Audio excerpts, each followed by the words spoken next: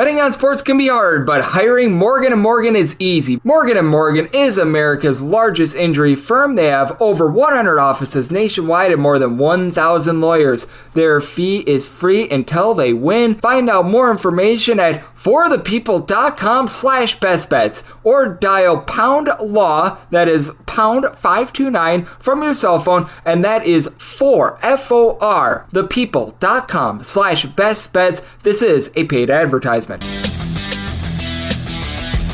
Good morning from the low. Welcome to lovely Las Vegas for Coast to Coast Hoops with myself, Craig Hoops Peterson, now part of the VC Family Podcast. We've got a great podcast for you as we're going to have a new guest joining me in segment number 2 today, as we're going to be joined by Matt McCall. If you recall that name, absolutely. He is the man that used to coach up Chattanooga. He was the man that was over at UMass a few years ago as well. We're going to be chatting with him a little bit about a coach's perspective on this time of year, how teams are able to handle Christmas break, what is important about being able to just stay on task in general with regards to a lot of these teams, how he's been viewing some of these new coaches and how they've been performing thus far this season. Some of the teams that he's a little bit bullish/bearish on, the dominance that we've been seeing in the SEC. So we're going to have a nice wide-ranging chat with him in segment number 2. And then in the final segment, going to get you guys picks and analysis on every game on the betting board for this college basketball Sunday as we hit some bank shots. If you have a question, comment, segment idea, what have you for this podcast, you have one of two ways we offer those in. First one is my Twitter/X timeline at @unit_D1. Keep in mind, letters EM. Name does not matter, so as per usual, please do send these into the timeline.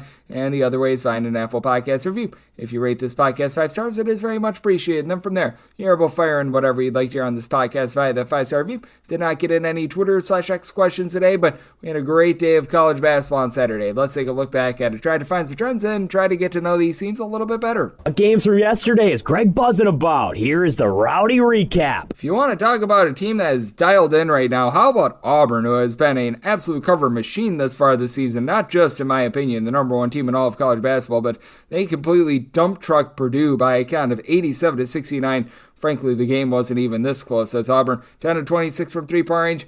G&I Broome left last game due to an injury against Georgia State. We didn't know how he would be. Well, 23 points, 11 rebounds, much of that coming when the game was actually in the balance in the first half. I would say that that's pretty stinking good as for Auburn, they win the turnover battle 12-9. They win the rebound battle 39-34. And for Purdue, they go just 8 of 23 from three-point range. Braden Smith, 8 points, 6 assists, 5 turnovers in this one. So that was a massive butt kicking out there. About what we saw from Ohio State, they take down Kentucky in very convincing fashion. This by a count of 85-65 for Kentucky.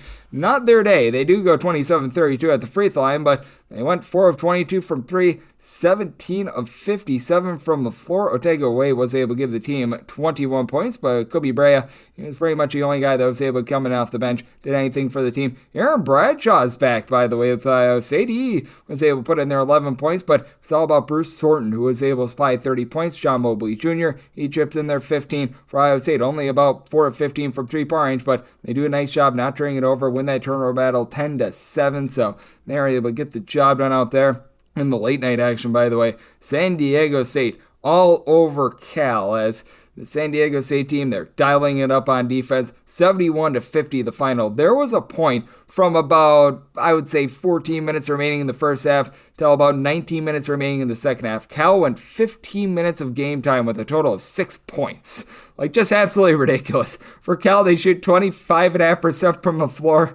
They had Mehdi Sissoko supply the team with 11 rebounds, but they lost that rebound battle 49-39. They lose the turnover battle 18-13. As now, finally, I think Magoon Gwath has more rebounds than block shots. 10 rebounds, 3 block shots. He entered in this game with like 3.5 blocks and 3.1 rebounds per game, but Nicholas Boyd, 17 points. So San Diego State, they get the job done. Oregon is able to get the job done, 76-61. By the way, Oregon State, who we're going to be seeing in the Diamond Night Classic, they're the lone team against the spread without a loss as far this season. So teams from the great state of Oregon doing pretty solid right now. As for Sanford, just 8 of 30 from three-point range. Meanwhile, for Oregon, pretty balanced effort. You had KJ Evans, your lead scorer, coming off the bench with 13 points, but every starter had between 7 and 10 points in this one. You did see a non-cover from Gonzaga as well. Speaking of teams out west, 86-65, but for Gonzaga, so relatively solid effort. Graham Ike, 25 points, 10 rebounds. For Ryan Nembhard, 9 assists, did have 4 turnovers in this game. He had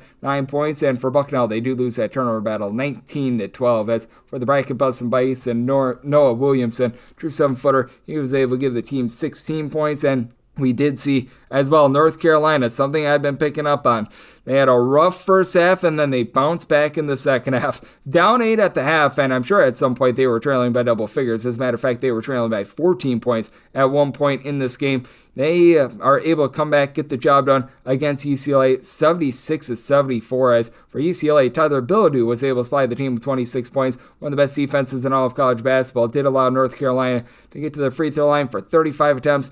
North Carolina knocked down 24 of them. For North Carolina, uncharacteristic 18 turnovers out of them, as RJ Davis, he had 17 points as the man that bailed them out. Ian Jackson, the freshman off the bench, 24 points, 3 of 7 from three-point range. So that gets the job done for North Carolina. What has been interesting to gauge this year as well has been Michigan State. They were able to have a nice win over Florida Atlantic, this by a count of 86-69. They were able to cover the 13.5 in this game, as well as for Michigan State, a really rough three-point shooting start to the season for them. Starting to bounce back, they go 8 of 21 from three-point range in this one, with 4 different guys give you double figures, including 2 guys, Cohen Carr and Frankie Fiddler, coming in off the bench. So that was pretty rock solid for them.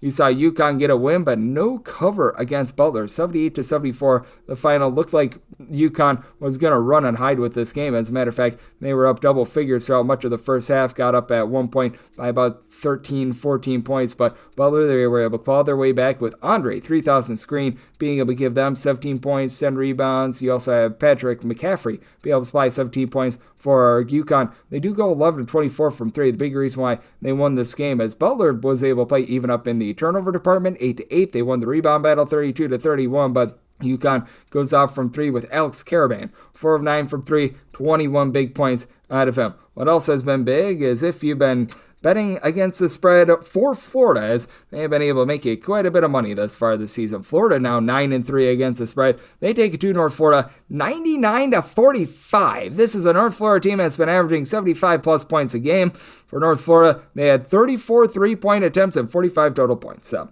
that's how good this Florida team was at being able to lock it down. Will Richards, he was able to supply the team with 26 points, and for North Florida, 17 turnovers in this game compared to the 11 of Florida. Florida also won the rebound battle. I'm not even kidding here. 65-25.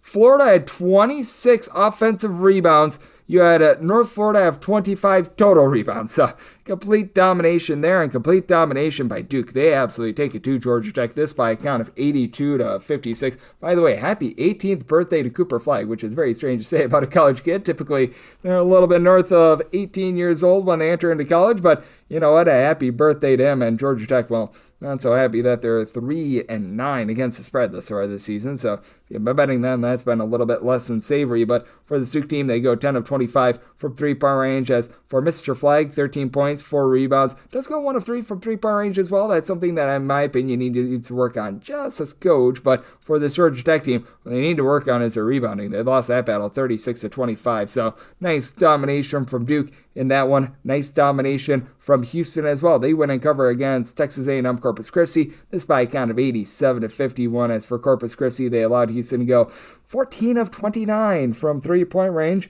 Corpus Christi loses a turnover battle, 13-8. They lose a rebound battle, 36-34. As for Houston, 18 points out of Manuel Sharp. LJ Cryer supplied the team with 17 points. Milo Suzan, 12 points, 6 assists. So just a nice, clean butt kicking out there. And this was a nip and tuck game, but Marquette does go on the road and they get the job done against Xavier, 72-70. And in the 2 games without Zach Fremantle, Xavier's lost both of them, but spirited efforts against both UConn and Marquette. They covered both spreads, so we'll give them that. As for this bunch, you were able to have a double-double, 13 points, 10 rebounds out of Jalen Swain. He's needed to pick it up quite a bit. Marcus Foster, he came in, he gave the team 16 points, but for Marquette, reason why they were able to win this game, they won the turnover battle by a count of 14-10 as Cam Jones, 20 points, 8 assists, 3 turnovers. He was able to spearhead that effort. Being able to spearhead this effort for Mississippi State is good rebounding, 79-66. They take down Memphis as Memphis loses that rebound battle, 46-32. And for Memphis, they've been one of the best three-point shooting teams in all of college basketball,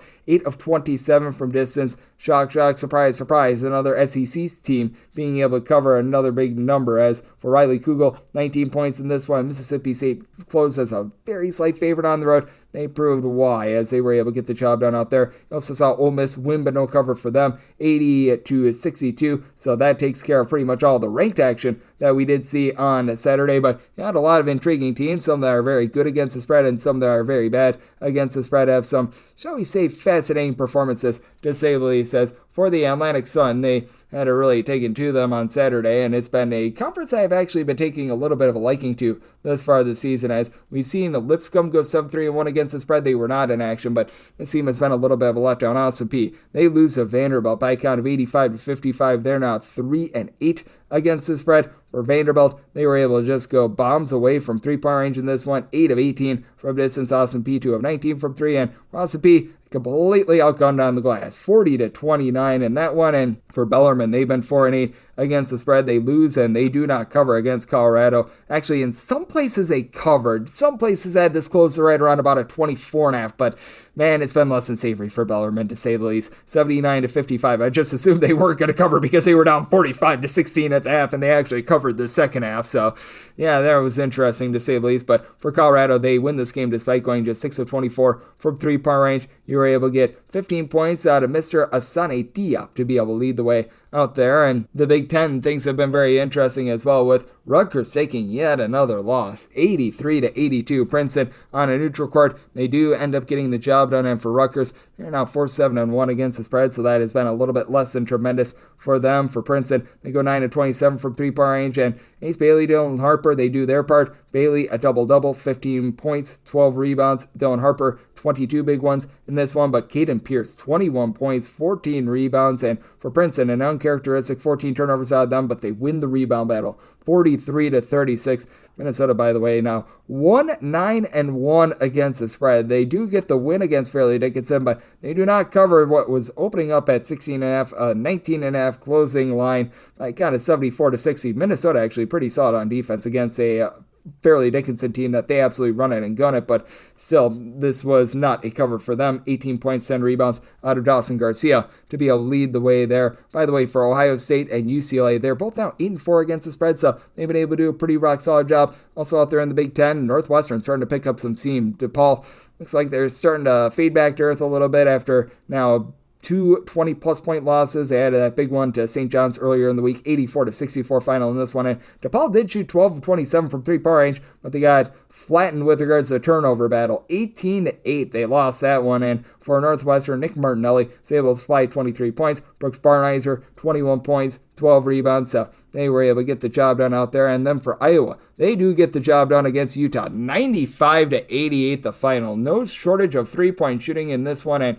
for Iowa, as per usual, one of your better over teams in all of college basketball. As a matter of fact, they have been not quite on North Florida's level, as they were 10-0 to the over. North Florida was prior to just getting completely pummeled by Florida on Saturday, but that said, still has been a pretty profitable team to the over for you. 7 overs, 5 unders for them thus far this season. And for Utah, they go 7-21 from 3. Iowa, 9 of 20 from three-point range, but for Iowa, also 18 of 24 at the free throw line. They lose a rebound battle, 35-27, but they did have Peyton Sanford go for 24 points, 8 rebounds, so they do find a way to persevere, and they do get the job done out there. If you're speaking, by the way, of top over teams in all of college basketball, this is your best over team. That would be South Dakota, as the Coyotes, they just continue to play a whole bunch of overs, and in this one on Saturday, they do fall to Santa Clara, 98-81, as for South Dakota, they go just 5 of 21 from three-point range, 13 of 34 for Santa Clara. All of a sudden, looks like they're starting to put it together for South Dakota. You did have 17 points out of Kobe Stewart, but for them, a little bit of a less than savory outing for them. Indiana State, by the way, now 9-1 to the over themselves as they last played a few days ago, so we shall see what we're going to be getting out of them. And Austin Peay with their loss against Vanderbilt. Now 1 over and 10 unders thus far this season. Wagner has also been a very good team to the under thus far this season as they have played 8 unders, 1 overs, and they've had 1 push as well. They were up against a non-D1 school in which they scored 83 points on, so we shall see what's going to be happening in future days for them. And then another team that has been able to cash a whole bunch of unders for you, that'd be Xavier. They were able to cash another one on Saturday. Youngstown State, they are 3 overs to 9 unders as far this season. By the way, Duke is as well, and we went through their game. But for Youngstown State, another under as they win 72-64 against USC Upstate. They do cover the closing 7.5-point line. Some places had that at an 8 as well, but they were right there in Northern Kentucky out there in the Horizon League as well. We've seen quite a few Horizon League teams go under this year. They're now up to 9 unders to 3 overs after they win, and they do get the cover over South Carolina State. This by a count of 58-47 in a game where you just saw this game completely shrivel up and die, as this game had 87 points in there with about 14 minutes remaining in the second half, and then from there, I'm trying to do the math in my head, 18 points in the final 13-57. Good grief. Yeah, I just double-checked my math if you notice a little bit of a pause there. Yep, that's 18 points in the final 13-57 there, so that was interesting to say the least. And Duquesne, a surprise. They get the job done against UC Irvine. UC Irvine been one of the better mid-majors in all of college basketball this season. Another under for them. 3 overs to just 9 unders thus far this season, 70-54. They flattened UC Irvine. UC Irvine, by the way, had a 64-point second half a few days ago against Belmont. On this day, they could only shoot 34% from the floor. For Duquesne, they win the turnover battle 13-9, and this has been a less than savory season for Duquesne, but you had Jayshawn Corbett rise up 15 points, goes 3 of 6 from 3 as Duquesne 14 out of 25 from three-point range. So that was a fascination. Rhode Island has been one of your better against the spread juggernaut teams thus far this season. They get the job done against Temple, who's been a little bit disappointing in my opinion. 85-79 final in this one. As for Rhode Island, I believe that they have now covered all but 3 of their games thus far this season. I might be mistaken. They might have had another non-cover in there, but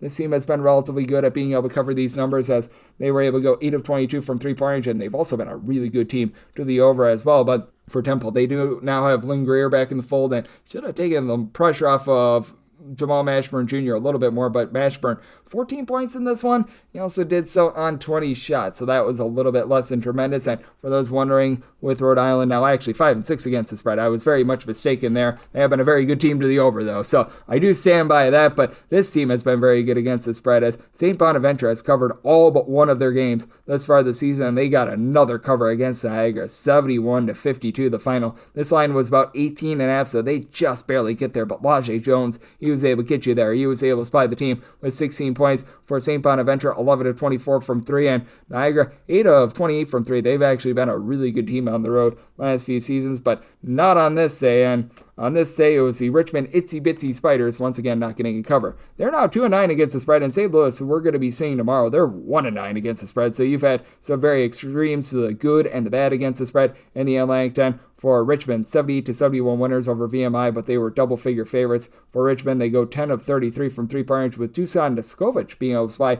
23 points, and VMI has actually been able to cover some numbers, so we'll give them a little bit of credit where it is due. So yay verily for VMI, also yay verily for Western Kentucky playing against a non-D1 team, because they would not have covered whatever the spread was. They avoid losing to a non-D1 team, but they've been 7-1-3 against the spread thus far this season, so we'll see what we're going to be getting out there.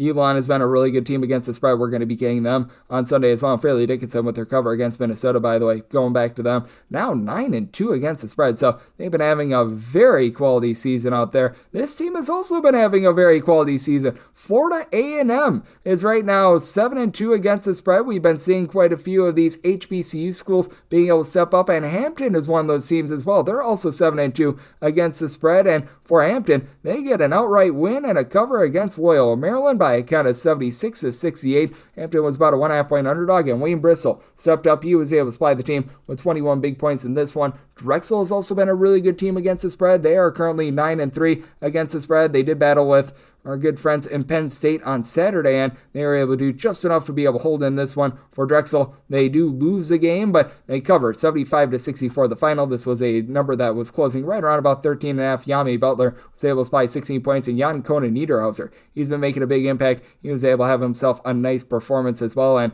also another team has been nice against the spread. How about Jacksonville State? They are now 7-3 against the spread as they get a win on the road against Eastern Kentucky by kind of 91-80, and this team has been playing quite a few overs as well. 12-24 from three-point range. You had Jamar Franklin throwing there 16 points, and Jerron Pierre has been a top 10 player in terms of points per game in college basketball. 22 points out of him. And if you're looking at what we've all gotten in college basketball thus far this season and trend-wise, it has been a little bit of an overwhelming season thus far. We're up to about 50.5% of games going over the total with 984 overs and 963 unders. Meanwhile, it's been a dog season as well. Underdogs covering at about a 51% clip, 992, 956, and 28 against the spread. Meanwhile, if you take a look at the last 7 days in college basketball, favorites have been rating a little bit more supreme. 137, 135, and 2 against the spread, with the over hitting at about 52.5%, 141 overs to 128 unders. So that's what we're seeing in college basketball right now, and that's what we all got on Saturday. Now let's talk to the coach, Matt McCall. He does great work over at the Field of 68.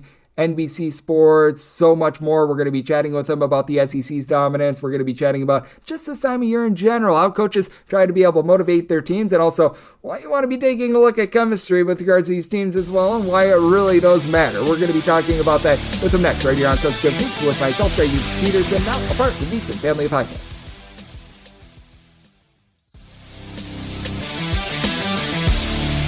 And we're back here in lovely Las Vegas for Coast to Coast Hoops with myself, Greg Peterson, now part of the VSiN Family Podcast, and it is great to have this man aboard, as I still remember his Chattanooga team from many, many years ago and how awesome they were. Now you've got Matt McCall doing a great job as a college basketball analyst over at the Field of 68, NBC Sports, Sirius XM. I know that he's a little bit of everywhere, doing a great job breaking down this great game that we all know and love. You're able to follow him on Twitter/X at the word coach, and then his first and last name, Matt McCall, that is spelled MACCALL. And Matt, always great to get you aboard. Thank you so much. I appreciate you, man, having me on. Excited to talk. I am as well, and Matt, it has been really ridiculous what we've been seeing in this college basketball season, as I know that now you're based out there in the southeast part of the country, and right now the conference has been really able to rise up, has been the SEC. And just what have you made out of the success of the SEC thus far this season? Because I was looking at this conference coming into the year, thought that they were going to have a good year, but that said, I don't think anyone saw quite the dominance that we've seen thus far this year coming. It's been pretty remarkable, and you see some of the turnover on, staffs and coaches and new coaches coming in, and, what Mark Pope is doing at Kentucky and how well they're doing. And then, these new teams that are coming in too, in terms of Oklahoma, what Porter Moser's doing. It's unbelievable. And Todd Golden at Florida, I mean, that's my alma mater. The fact that they're undefeated is remarkable. To knock off Carolina the other night and see where Florida's sitting right now, this is the best league in the country. And then you still have guys that are doing it and doing it at a high level. Rick Barnes at Tennessee, and then Bruce Pearl at Auburn. This league is an absolute gauntlet. When you start lining up and trying to play these teams, it's going to be unbelievable. It's going to be a lot of fun to watch, and we're just 2 weeks away from the SEC starting to play games. Yep, absolutely. I think it's going to be so fun to see what we get out there, and just how do you size up SEC play? Because when it comes down to it, there's going to be a lot of equally matched teams, and I think that we could see a situation, and I know that there's a lot of people that don't like this, but we should, in my opinion, get in a lot of these teams that might be below 500 in SEC play, that just because the league is so dominant, if you are like a game or two below 500 in the SEC, there needs to be more credence put into that than, say, an above 500 team in the ACC and the Big Ten, and I think that that's going to be a big hot-button topic come March this season. Bring up a great point. I mean, these teams that are playing these gauntlets of schedules and lining up and playing in each other, and it's going to be a lot of fun to watch. But this league this year, in terms of the SEC, 10 teams getting in the NCAA tournament, it's not out of the question. I don't think it's out of the question at all. We haven't even mentioned Alabama yet, what Nate Oates has done. He went to the Final Four last year, and he is lined up to play anybody. He has no problem playing anybody. The strength of schedule they're doing. Ole Miss. I mean, it's going to be a lot of fun to watch and looking forward to it come January. Oh, I am as well. It's been incredible what we've been seeing out of those teams as Matt McCall. He does a tremendous job breaking down this game of college basketball over at the Field of 68 CBS and so much more. He's joining me right here on Coast to Coast Hoops. And I just have been noticing this last few years as well. A little bit of a change in tempo with regards to college basketball as well. There's a few teams that are looking to run it and gun it. And then there are some teams that they're looking to establish their own identity, whether that be generating a bunch of turnovers, whether that be a team that's looking to slow things down a little bit more. Just when you take a look at the game of college basketball, how do you take a look at some of these various styles that we've been seeing this season? Because I think the commonality with a lot of these teams that have been really succeeding this year in college basketball have been teams that aren't necessarily playing super slow like the Virginia style, but they're playing tough, tenacious defense while still being able to play with pace, something that I know a lot of teams have had difficulties with in past years. Yeah, Greg. I mean, I think every coach has their own style. I mean, playing with pace and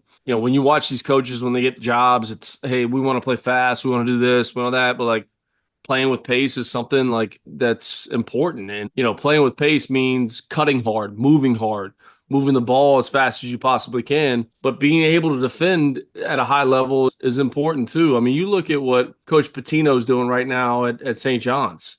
I mean, that team and the player development piece of the guys that he got back with RJ Lewis and everybody coming back to that team, they defend and they play with great pace on offense. I think there's a good balance in terms of that stuff, but the teams that can defend and play with good pace on offense are the teams that are going to win a lot of games. Yep, absolutely. And having guys like, I don't know, G&I Broom and guys like that, you know what? Yep. That helps out as well. Grant Nelson, what he's been able to do at Alabama, those have been guys that have just been very instrumental to the success that we've been seeing with those teams out there in the SEC. And having that versatility, I feel like it's so big in college basketball. And with regards to some of these new coaches as well, I know that you've taken a few positions and you've been able to hit the ground running as a coach yourself. How have some of these new coaches, like we've been seeing with Michigan, even though they've taken a few losses, I've liked what I've seen out of them, be able to hit the ground running like a Ben McCall, because I do think that one of the toughest things in this day and age of college basketball is having success right away with a whole bunch of new guys that come into a program. And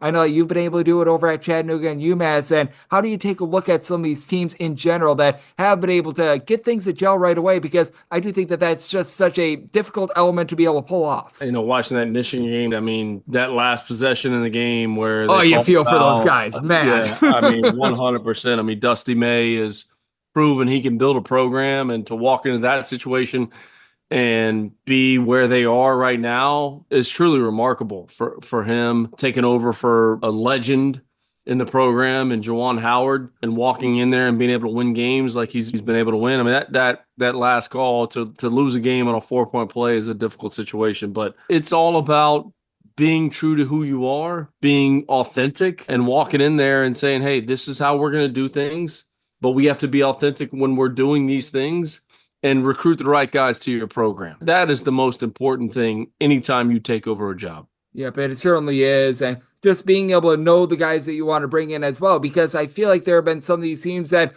I'm going to call Kansas State here. They brought in a lot of top flight guys. You take a look at their numbers on paper and you think, man, this is going to be a team that's going to be one of the better ones in the Big 12. They're going to be able to really be able to make seismic moves, and they've fallen a little bit short. Meanwhile, you bring in some of these guys that maybe they weren't scoring double figures at their old school, but they find the right fit and they're able to take off right away. How big is that? Because I don't think a lot of people, when they just read these numbers on paper going into the start of the year, being like, guy's only averaging 5 points per game at insert school here, is going to be able to make a big impact. Sometimes they really do. And I do think that in this day and age of college basketball, I think that goes understated how big coaching and fit is with regards to these programs. Greg, if your locker room's not connected, you have no chance. And if you bring in one wrong apple, you have no chance. That is the whole key. The game of basketball can be played a million different ways.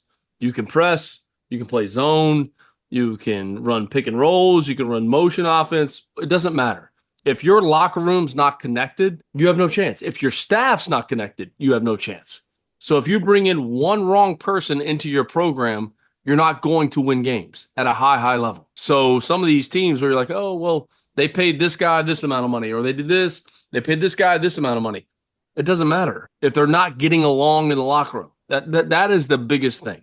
That's the whole key to winning games and winning at a high level. And I'm so glad that you said that as well, because I'm someone that I do a lot of handicapping, college basketball, what have you, and something that doesn't stand out on a spreadsheet, something that you can't quantify is exactly what you just laid out. But I mean, there are so many factors that go into college basketball. Like, you don't know if a guy is going through like a really bad breakup with their girlfriend or something like that, and that can impact the whole team from time to time as It well. can Like, impact the whole team, Greg. The whole yep. team. Doesn't matter. The ball's not moving around the floor, or if somebody misses a shot, whatever. You have no idea what these guys are dealing with. The whole key is that locker room being connected.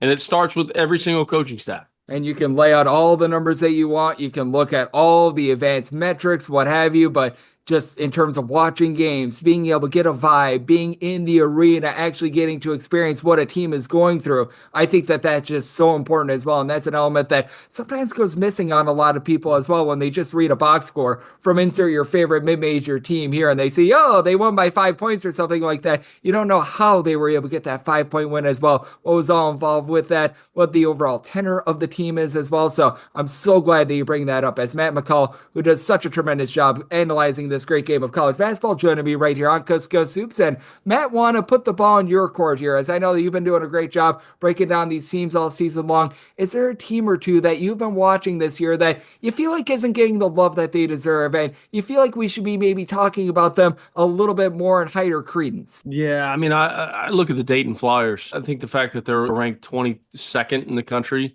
going into this week, and I know they had a battle versus UNLV, but look, they went toe-to-toe with North Carolina, one possession game, had a lead in the second half. I went toe-to-toe with Iowa State, who's a top 10 team in the country, had a lead in the second half of that game. They beat UConn. UConn is still UConn. Coach Hurley's still roaming the sidelines and yelling at officials on that team. They're going to be right there when in terms of the Big East at the end of the day. So I think the Dayton Flyers, I mean, they beat Marquette, and we're not talking about them. For them to be ranked, what they did out in Maui and come back and respond to be able to beat Marquette, a top 6 team in the country, and then knock off UNLV, who's a really talented team. I think Kevin Kruger is doing an unbelievable job out there. I don't think we're talking enough about the Flyers. And another team, and I'm not trying to be an A-10 homer, is St. Bonaventure, Mark Schmidt. I mean, this guy continues to win games and win games at a high level, no matter who's on his team and who's on his roster. And Olean, New York, is not the easiest place to recruit talent to. So I think those are two teams that we're not talking enough about, but they're going to make some noise, no question about it. Oh, absolutely. I've got someone over here at VSiN by the name of Joe Cirelli. He hosts our late night show. He's a graduate of St. Bonaventure. He laid out just how difficult it is to get to Olean, New York, and it is absolutely it's not an easy place to get to. It's not an easy place to get to, Greg. And how big of a factor is that as well? Because I think one of the most difficult things people wrap their mind around is trying to win on the road in college basketball. And it's not even necessarily just about the home court environment and like the whiteouts and everything like that, because the fans are ruckus. But I mean, there's great fans all across college basketball. But I think that some of these flights, going to a place of elevation, like when you go to Colorado State, Wyoming, Utah, places like that, I don't think that gets factored into enough. Like any team that's able to go on the road to Wyoming and win, I think that they're a for real team, just because that is no joke of a road trip. Same with going to what you just laid out, going to Bonaventure and being able to win. That's like a win that should be treated like gold whenever you're able to get it. 100%. And you think what the Big Ten's getting ready to do. And these basketball teams are going to have to go out to Oregon. They're going to have to go out to UCLA. You know, the time difference, the time change, all things like that.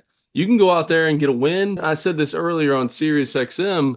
Look, this is not a 10-day NBA road trip. I mean, you're going out there to play 1, maybe 2 games, you know, in terms of travel partners. You may get out there and play 2 games. It plays an impact, 1,000%. And I remember being for the official flagship station of the Oregon Ducks back in the day. They would always have that mountain road trip. Any team that could go 2-0 in that mountain road trip, going up against Colorado and Utah, you knew that you had a very special team right there, because that was just absolutely brutal for all of those teams out there as well. So I'm right there with you, Matt. And Matt, just in terms of what we're going to be seeing the next few weeks in college basketball, we're coming up upon Christmas. We're coming up upon the holidays. So we're going to be seeing, shall we say, a little little bit less college basketball this week than we're going to be seeing over the next few weeks when you get into conference play. How critical is this week, though, just in terms of guys staying locked in, guys being able to stay in rhythm, and perhaps a team getting out there for a game or two, even if it is against a non-D1 school like Baylor's going to be having for themselves this week, because I do think that that's so important, because as we all know with regards to holidays, it's very easy to be pushing things off to the side a little bit more, not be having focus. And I think that these coaches that are able to engage your teams and be able to keep them just really enjoying the holidays, but at the same time, not getting completely out of sorts, those are the teams that are going to be very successful come January. Greg, it's the biggest challenge. The game you played right before Christmas. There's no bigger challenge in terms of being a coach. Hey, look, your kids are getting ready to go home. They want to get home for Christmas. Who are you playing? Who are you playing against? Hey, guys, the presents underneath the tree aren't going anywhere. We have to focus in and lock in on this game. The game before Christmas you play, there's nobody on campus. Everybody's already checked out. Final exams are done. The only people that are on campus are the men and women's basketball teams. It's a challenge, 1,000%. And then when your team comes back, a lot of conferences, you may have a game right before conference play starts, or you may not. So then it's like, hey, guys, we got to get back in the gym and start getting to work. And you want your team to be able to go home and spend time with their family. There's no doubt about it. That's important. But this time is critical. These next, 3 or 4 days, that game leading up to Christmas break, because guys are checked out because everybody's gone. Unless your college football team's in the college football playoff, nobody's on campus. And it is an empty feeling. And I've worked at the University of Florida. I worked at Florida Atlantic University, which is in Boca Raton. So, that's a little bit of a different deal. But on these college campuses, Chattanooga, UMass, once final exams are over, everybody's out. And it is an empty campus. It's a challenge to deal with. Oh, I am right there with you. I went to a D3 university out there, the third largest university in the state of Wisconsin, UW-Oshkosh. I remember calling a game for their men's team, which typically they would draw pretty well. They made a national championship run a few years ago, but I still remember that game just before Christmas. Absolutely nobody there other than myself calling the game, the athletic staff, and everything like that. So I am right there with you on that, Matt. It certainly is a challenge, and typically see some of these underdogs come through.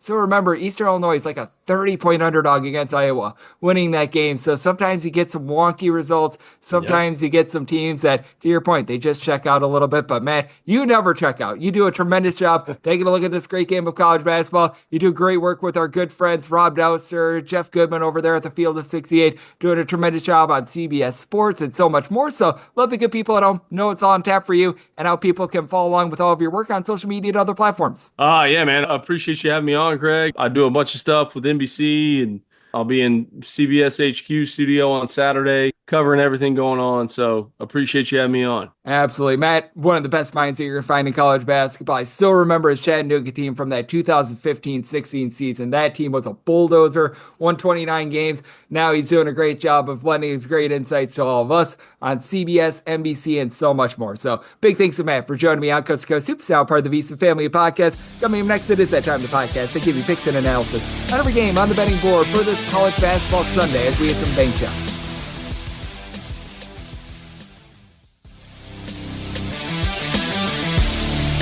And we're back here in lovely Las Vegas for Coast to Coast Hoops with myself, Greg Hoops Peterson, now part of the VSiN family podcast. Was great to be able to get Matt McCall aboard. He was a tremendous coach back in the day over at Chattanooga along with UMass. Now he's doing an amazing job over at CBS Sports, NBC Sports, Field of 68, lending his insights on this great game that we all know and love of college basketball. Every single time he joins me, lends such great insights. Did so once again today. So a big thanks to Matt for joining me in the last segment. Now it is that time of the podcast. I give you picks and analysis on every game on the betting board for this college basketball Sunday as we hit some bank shots. Most financial establishments close at a certain time, but not here. It is time for a side and total on every game on today's betting board bank shots. Do note that as per usual, any changes that are made to these plays will be listed up on my Twitter /X feed at Juden_D1. going to be going in Las Vegas rotation order. This is where we go with the games that are in bigger conferences first, and then the extra games are going to be involving these conferences with the Patriot League, the MEAC, the SWAC, the America East, the Northeast Conference, the Southland, the Big South. Those are all going to be games at the bottom. If I didn't say Northeast Conference as well. And then also at the bottom of the normal betting board, we're going to have those 4 games from Hawaii with the Diamond Eye Classic. Those are mostly in time order. So how about if we do get things started with a game that I will be writing up? 7:49, 7:50 on the card. It is Illinois State. They're on the road. They're facing off against Cornell. Cornell find themselves as favorites of between 6.5 to 7 points. Totals between 158.5 to 159. And I did set my total at 162.5. I'm in on the over as you've got an Illinois State team that has been shooting it really well from three-point range. As a matter of fact, north of 41.5% from three-point range on the road. That is a top 8 mark in all of college basketball. And they face off against a Cornell team that is 295th in the country in terms of points allowed on a per possession basis at home. As we know, this is a Cornell team that is really looking to run it and gun it. For Cornell, even though they had the coaching change in the offseason to Joe Jacques, they're actually playing even faster now than they have in past years. They're in the top 30 nationally in terms of total possessions per game for Cornell, not generating the same amount of steals that they have in past seasons as well. Back when they had the Earl system in place, they were generating a few more turnovers, so that's a little bit of an issue going up against an Illinois State team that I think is going to do a relatively solid job on the glass. Both of these teams have a primary rebounder, Chase Walker, for Illinois State, 15.5 points, 6.5 boards per contest. Guy Ragland on the flip side for Cornell has been able to supply the team with 6 rebounds per game, and as we know, with Cornell, it's a whole is greater than the sum of its parts approach. You've got 5 different guys that give you between about 10.3 to 14 points per contest, as Nazir Williams has been dealing with a little bit of injury, so you don't want to be taking note there, but should be good to go in this one, averaging about 13.5 points per game. He was able to go in that last game against Cal, in which Cornell was able to get the job done. And for Cornell, this has been a flamethrower on offense. 80-plus points in 4 of their last 5 games. But this defense as well, they have given up at least 80 points in 3 of their last 4 games, while Illinois State has been able to reach that 80-point plateau in 3 of their last 4 games as well, as they're getting some really good outside shooting. Dalton Banks has really been the lone out of their top 5 scorers that has been shooting below 40% from three-point range, and he's given out 4.5 assists to 2.5 turnovers per game. Johnny Kinzinger, 14.5 points, shooting 42% from three-point range. You brought in Landon Wolf, who shot north of 40% from the outside, and then 6'6" Ty Pence has really been a nice find for the team as well, being able to shoot about 40% from the outside, 2 assists, 9.5 points, 4.5 boards, just doing a little bit of this and that. I think that Illinois State should be able to hold in this game. It is a Cornell team that, while they've got 5 guys in double figures, after that there is a big drop-off, not quite as much depth as they've had in past years. So we'll take the over, so my total 162.5, and I'll be writing up the points with Illinois State. 7:51, 7:52 on the betting board. Kent State is on the road against Alabama. Alabama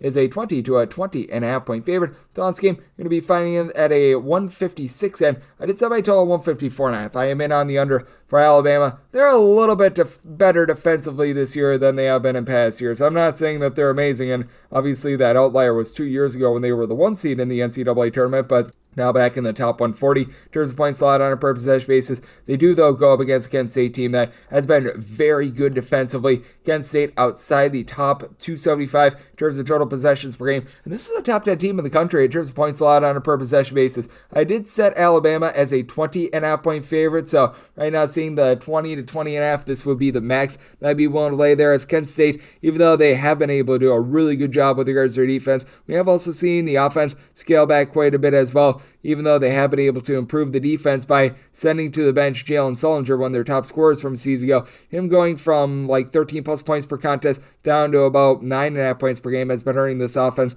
little bit. Von Cameron Davis has been able to give you 15 points per game, but Morgan Safford is also dealing with a little bit of an injury. We have not seen him since that Portland game a few weeks ago, so that's something that is hurting this team. And Sion Medley gives you about 3.5 assists per game, but really not a lot of scoring. I do think that there's some positivity coming for this Alabama team from the outside. Right now, shooting only about 32% from 3. Mark Sears, it's been a little bit of a disappointment this year, which is hard to say because he's got 18 points, 4 assists per game, but last year that was north of 20 points per contest. Last year shot north of 40% from 3, down to about 33% from the outside this year. As we know, Latrell Wrightsell, he's out for the season, and it feels like Chris Youngblood's still trying to work his way back. 15 points in the first 2 games since his return, but Cliff Amberui has been rock solid down low, giving you 6 boards. The versatility of Grant Nelson, I think, is going to be really difficult for Celeron Hornbeak to be be able to keep up with. For Kent State, he's been able to give you about 6.5 boards, 8.5 points per game. But I do think that Alabama very much is improving with regards to their defense, even though they have given up 75-plus points in each of their last 5 games. As we know, this Alabama team, a flamethrower with regards to their scoring. And to the credit of Kent State, they have given up 60 points or fewer in each of their last 5 games. Do think that they're in for a little bit of a rude wake-up call here. I do think that Alabama going to speed things up a little bit. Set my total at a 154.5. Right now I'm seeing a 154. That's my max buy point on the over, but I do think that Alabama controls this game, gets their tempo, so I'm willing to lay up to 20 with Alabama and looking at the over. 753, 754 on the betting board. This is from the Enterprise Center, so we'll pick you up with Missouri and Illinois. Illinois a 2.5 to a 3-point favorite total on this game between 155.5 to a 156. I wrote this game up, and I'm going to be in on Missouri outright on the money line. I set them as a slim 1-point favorite. Even though for Illinois, their metrics are very good. Top 30 team in terms of both points scored and points allowed on a per possession basis. Much of that is coming at home against outgun competition. And for this Illinois team, they are giving up in games played away from home more than 27 more points per 100 possessions than their home games. And for this Missouri team, they have been testing themselves against better competition. They do knock off Kansas, albeit at home, and then they did lose that game to begin the season on the road against Memphis, but they did play on the road against Memphis. We've got to give a little bit of credit there. They've obviously played against some of these teams like your Howards of the world, Lindenwood, Arkansas Pine Bluff, what have you. So both of these teams have played against some outgun competition, and for Missouri, they're dealing with the injury to Caleb Grill. We have yet to see him here in the month of December, as he has been just banged up all throughout his career. But that said, you still have 3 double-figure scorers as Tamar Bates, Anthony Robinson, the second, having good in the backcourt with Robinson being that main facilitator, also generating about 2.5 steals per game as well. And that's one thing that I think sets Missouri over the top. They're a top 10 team in all of college basketball in terms of turnovers forced on a per possession basis. Illinois, in terms of turnovers per possession, 361st out of 364 teams in games played away from home. And then Mark Mitchell ups out this Missouri team down low. There's still a big outgun down low, but Mitchell along Josh Gray have been able to pull in for the team a little bit north of 10 rebounds per game. For Illinois, Tomislav Isevic has been very rock solid down low, 9.5 rebounds per game, and Kasparis Jakanuskis, 16 points, 6 boards, 5.5 assists. I have to love what he's been able to provide, shooting 42% from three-point range. I think that he might be the most versatile player in this game, but the question is, Kylan Boswell, Trey White, what are you going to be able to get out of these guys? They're combining for about 19 points, 9 boards. They've been able to do an okay job there, shooting it okay from three-point range, but I do think that with Missouri, all that they've got around the perimeter, the fact that they're a bit more rock solid down low, more so this year than in past years, and the way that they generate turnovers and just are our team to prepare for, I think that Kansas, they found out the hard way, and I think that Illinois is going to as well. So I did set Missouri as a 1-point favorite. I'm going to be writing them up, and I did set my total at 151. I do think that because you're going to get quite a few dead possessions in this game, that is going to cause for a little bit of an under, and the Enterprise Center does lend for a little bit of a strange shooting backdrop as well. We do see that time and time again with regards to this arena. So I'm in on the under, and I'm in on Missouri. 755, 756 on the betting board. Fort Wayne on the road against Michigan. Michigan 19.5 to 20.5 point favorites. And your total on this game, it is 160 to 160.5. And with Michigan, I did set them at 17.5 point favorites. I'm going to be willing to take the 20 plus here with Fort Wayne. Fort Wayne has been able to do a nice job to be able to win the turnover battle time and time again, as this team has been able to generate about 14.5 turnovers per game. They're a top 75 team in the country with that regard, and then they themselves do a nice job taking care of the ball. They're turning the ball over less than 9 times per game, and Jalen Jackson, he has been the main man, being able to give you about 3 assists, north of 2 steals. He's shipping in there 18 points per game. It is a Fort Wayne team that is shooting 38.5% from three-point range as well, with having Rashid Bello, along Corey Hadnot, combining for about 26.5 points per game, and Hadnot is right now shooting 46.5% from three-point range. They do leave a lot to be desired down low. Eric Mulder is really the lone guy on the team, giving north of 4.5 rebounds per game. Michigan is going to be able to dominate in the post, having Danny Wolf, having Vladislav Golden, combining for north of 16 rebounds per game, and Wolf, all sorts of versatility. He's been able to give the team 3.5 assists per game, and we saw them play better against Oklahoma in terms of taking care of the ball. That's something that's encouraging, but this still is a team that's outside the top 300 in terms of turnovers on a per possession basis. Now, they do have guys that are able to give you some good, clean looks from three-point range and knock them down. Obari Burnett, Trey Donaldson, Woolshetter, all three of these guys shooting at least 40% from three, and with Burnett and Donaldson, they've been able to do a nice job in the backcourt with Donaldson, give you about 3.5 assists per game. He really hasn't turned the ball over a lot. It's Danny Wolf that sometimes, because he's he's so versatile, sometimes he trusts himself a little bit too much, it feels like. Roddy Gale has been a little bit of a disappointment as well, even though he's giving you 12.5 points per game, shooting less than 30% from three. He's been the crux of all of these turnovers as well. I do like the game of Sam Walters. He's 6'10". He's able to shoot about 37% from three-point range as well, but I look at this Fort Wayne team, even though they're going to be outgunned on the glass, the way that they generate turnovers on a Michigan team that gives it away time and time again, and with the way that Fort Wayne has been scoring as well, 78-plus points in each of the last 5 games, I do think that that's going to keep them lively in this spot. I do think that you get very much an up-and-down game. I set my total at 161.5, so here at the 160, I'm in on the over, and I'm going to take the 20-plus here with Fort Wayne. 757, 758 on the betting board. Miami of Ohio plays us to Sacred Heart. Sacred Heart is an underdog of 7 to 7.5 points, 145.5 is your total, and I said Miami of Ohio is a 4.5 point favorite. I'm going to be willing to take the points. Maybe it's just me, but I just don't trust in Travis Steele as a coach. Haven't really since his days over at Xavier, and for this Miami of Ohio team, you've been able to get some relatively good production out of Peter Suter. He's coming from Bellarmine, and he supplied the team with 15.5 points per game. I still remember that game against Air Force. He scored more than half the team's points. He's only shooting about 30% from three, but he's given out about 3.5 assists per game. Makai Cooper has helped him out with about 3 assists per contest as well, but just don't have a ton down low for the team. You've been able to have Antoine Woolfolk come in from Rutgers. At 6'9", he's giving you about 6.5 boards, a little bit over a steal per contest as well. But I do think that for Sacred Heart, they're going to be able to hold in this game with the way that Bryce Johnson has been able to lend versatility. 6'6", a little bit of a versatile big man with about 8.5 points, shooting 37.5% from three, 6 boards per contest. I've really been liking what he's been supplying for this team. And then you've also got in the back where a guy, Makai Connor, has been able to step up, give this team 4.5 assists per game. That's been big because Aiden Carpenter has been dealing with a little bit of an injury. You've also had Anquan Hill be able to return to the lineup, and now you've got Tanner Thomas, who's back as well. He made his first start really in about 4 or so weeks.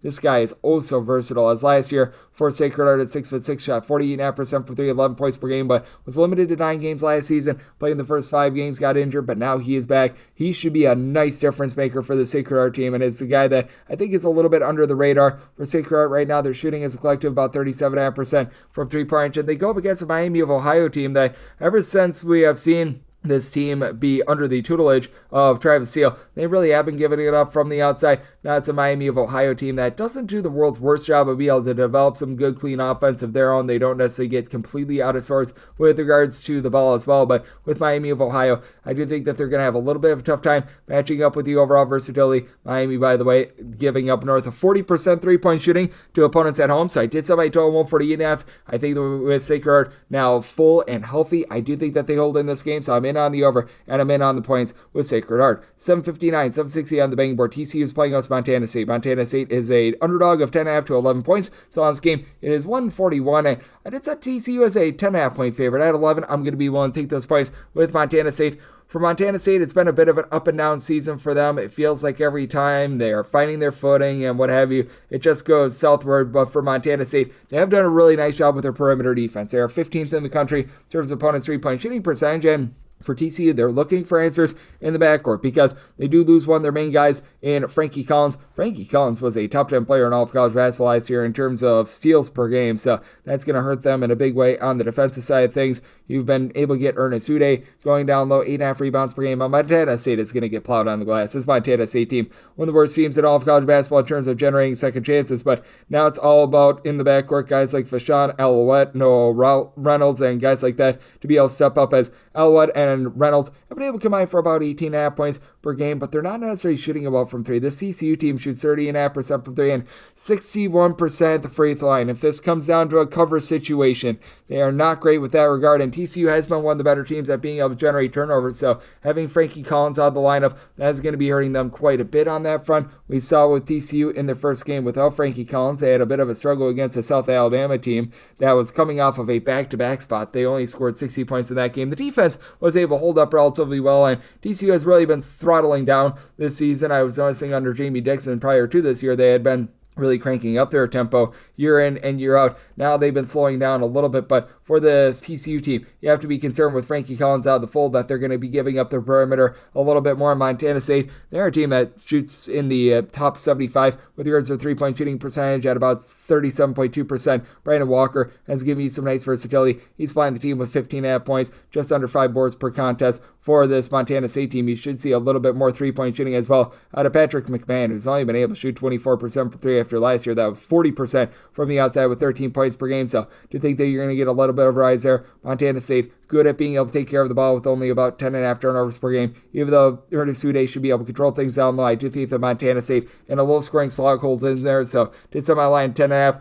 We'll take the 11 with Montana State and made my total of 138.5. So also in on the under. 761, 762 on the betting board. It is Wisconsin, and they play us at Detroit. Detroit does find themselves as an underdog of 28.5 to 29 points. So on this game between 148.5 to 149.5, and I did set my total of 149.5. So at the 148.5, 149, I'm in on the over. But with Detroit, I'm going to be willing to take those points. With Wisconsin, this has been a defense that has been a little bit suspect over the last few seasons. Now, the offense has been very good. They're in the top 25 nationally in terms of points scored on a per possession basis. Jean Tonje has been one of the top scorers in all of college basketball, 20 points per game. But the versatility of Orlando Lovejoy has been big for Detroit. 4.5 boards, 4.5 assists, 13.5 points per game. Now, it's only shooting about 25% from three-point range, but has been able to generate about 2 steals per game. This has been a unit that has been dealing with a lot of injury as Mac Mansell. We've not seen him since Thanksgiving. They've been having Jared Larry out of the fold as well since really the beginning of the month of December. That's 2 of their top 4 scorers, but Legend Geeter has been able to Geeter done with about 4 boards per game. Now Detroit does not have a single guy in the roster that's giving you north of 4.5 rebounds per game. They're one of the worst rebound rate teams in all of college basketball. Wisconsin not necessarily dominant on the glass, but they should be able to win that battle with Tonje, give you 5+ rebounds per game. And for that matter, for Wisconsin, out of their top 5 scorers, all but one of them, that would be Max Kleesman, who's the exception, have been able to give you at least 4.4 rebounds per game, and Kleesman has been able to give you about 12 points per game, though he's only shooting about 30% from 3, and for Wisconsin, they are shooting only about 34% from the outside, but they're doing the little things well on offense. They're 84.8% free throw shooting towards the top of all of college basketball. They're only turning the ball over about 9.5 times per game, and then John Blackwell has supplied the team with multiple assists, 14 points per game. Really liking what I'm seeing there, but I do think that for this Detroit team, they are going to be able to hold in there because with Wisconsin, not quite as dominant on the glass as what you'd like. Stephen Kral, the true 7-footer, feels like he's taken a little bit of a setback this season, and with all the injuries, Grant Grodznik II has really been able to step up in a big way for this Detroit team, 11+ points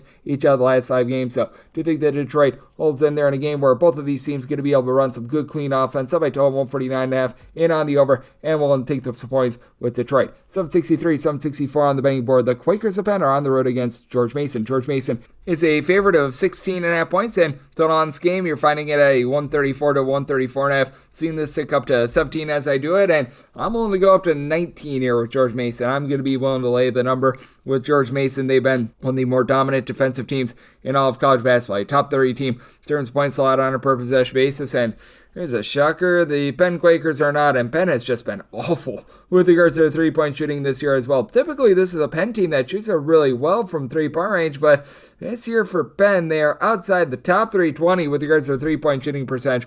On the road, currently shooting about 25.5% from the outside. I do think that when it's all said and done, it goes northward a little bit, as they do have Ethan Roberts, he transferred from Army, who's been able to supply the team with 17 points, 5.5 boards, 3.5 assists per game, so been liking his game. He's given you 14+ points in 4 of the last 5 games. But outside of him, there's just really no consistency from the outside. Nick Spinoza has been able to give you good versatility with 7 boards, 3.5 assists, 13 points per game. But you just need some of these other guys to be able to step up. Like, you've been able to get about 7.5 points per game at Dylan Williams. He's been a nice little find coming in from the non-D1 ranks. But last year, you got solid 3-point shooting out of Sam Brown. He shot north of 40% from 3 with 11 points per game. Still giving you 9 points per game this season, but that's been down to about 23.5% from 3-point range. And for George Mason, offense has been leaving quite a bit of something to be desired for them, as well as they're not quite as dominant on the glass as they were a season ago. But you've got Giovanni Amaruju along with Woody Dune, who are both giving you about 5.5 or so rebounds per game. Jalen Haynes, who comes in from ETSU,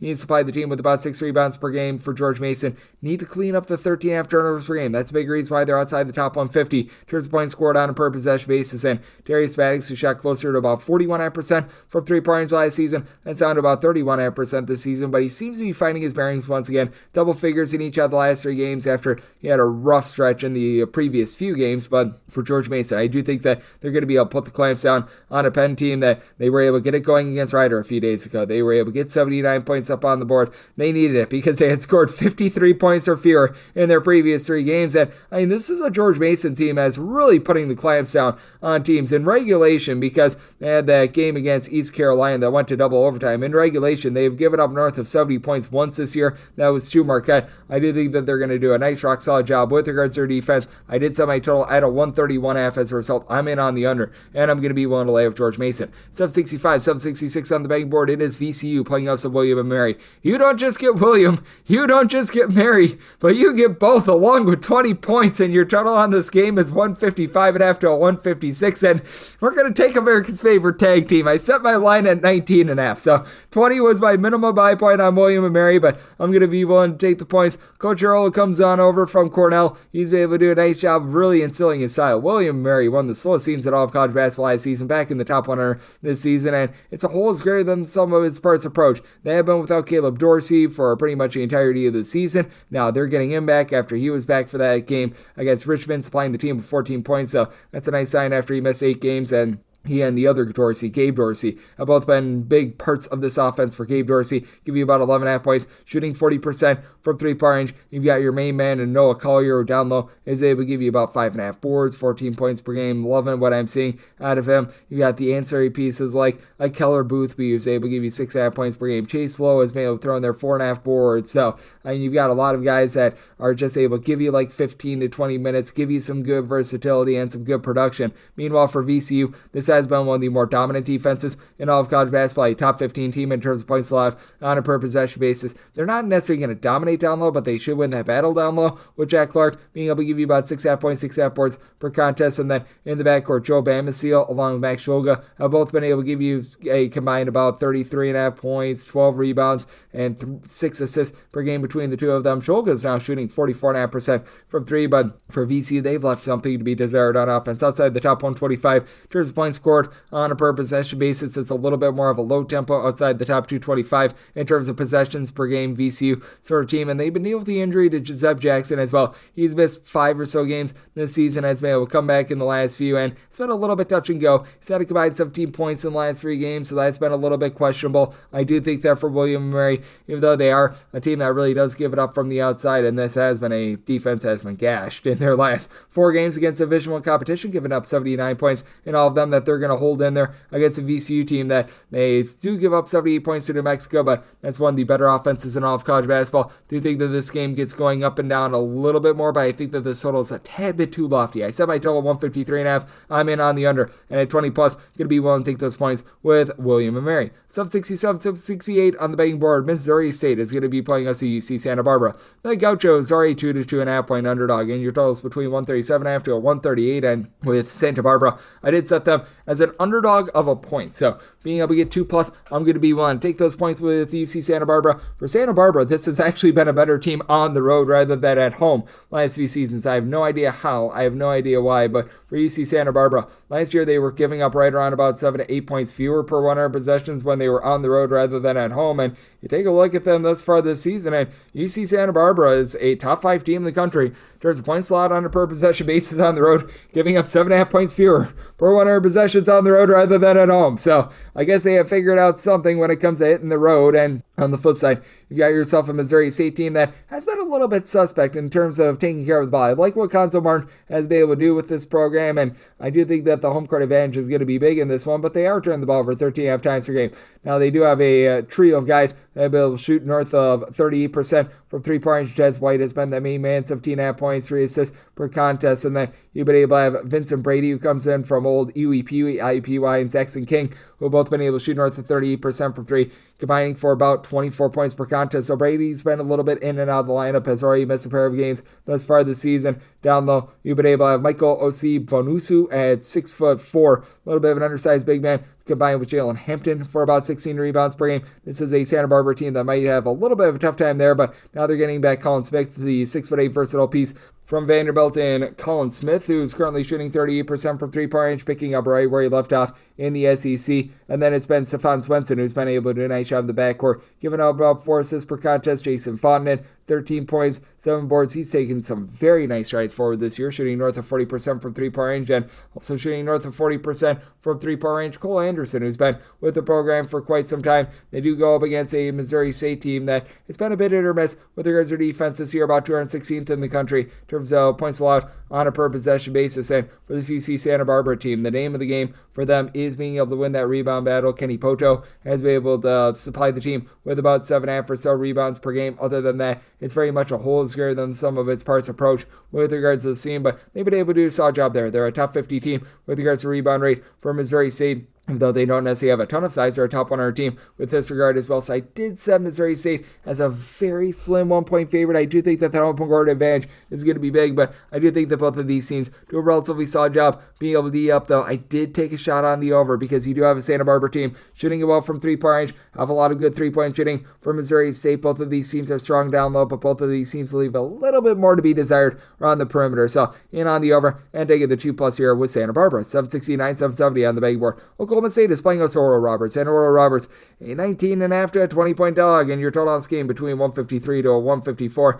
Set my line at 17.5. I'm going to be willing to take the 20 here with Oral Roberts. For Oklahoma State, this has been a unit that has been able to do a nice job of being able to generate 13 plus turnovers per game. And Oral Roberts, once again this year, one of the lesser teams in college basketball with regards to rebound rate. Oral Roberts checking in 349th with this regard. Well, Oklahoma State now 69th in the country. Very nice, as they've had Abdu Usman come in from North Texas along with Xavier. He's been able to supply the team with about 5 to 5.5 rebounds per game. And even though you don't necessarily have that double-double machine on this Oklahoma State team, you do have a lot of guys with nice shiftiness, guys that are able to pull on their boards, but are also able to pop it from three-point range, like Marcellus Avery. He's come in from UCF, giving the team 13.5 points, 5.5 boards, a steal per game while shooting 40% from three-point range. Usman is shooting 62% from three as well, but obviously in a small sample size for this Oklahoma State team, they've been able to do a nice job with regards to those turnovers as well, but they are looking for a little bit more facilitation. You've got a Terry O'Dean along Khalil Brantley, both give you about 3 assists per game, and Dean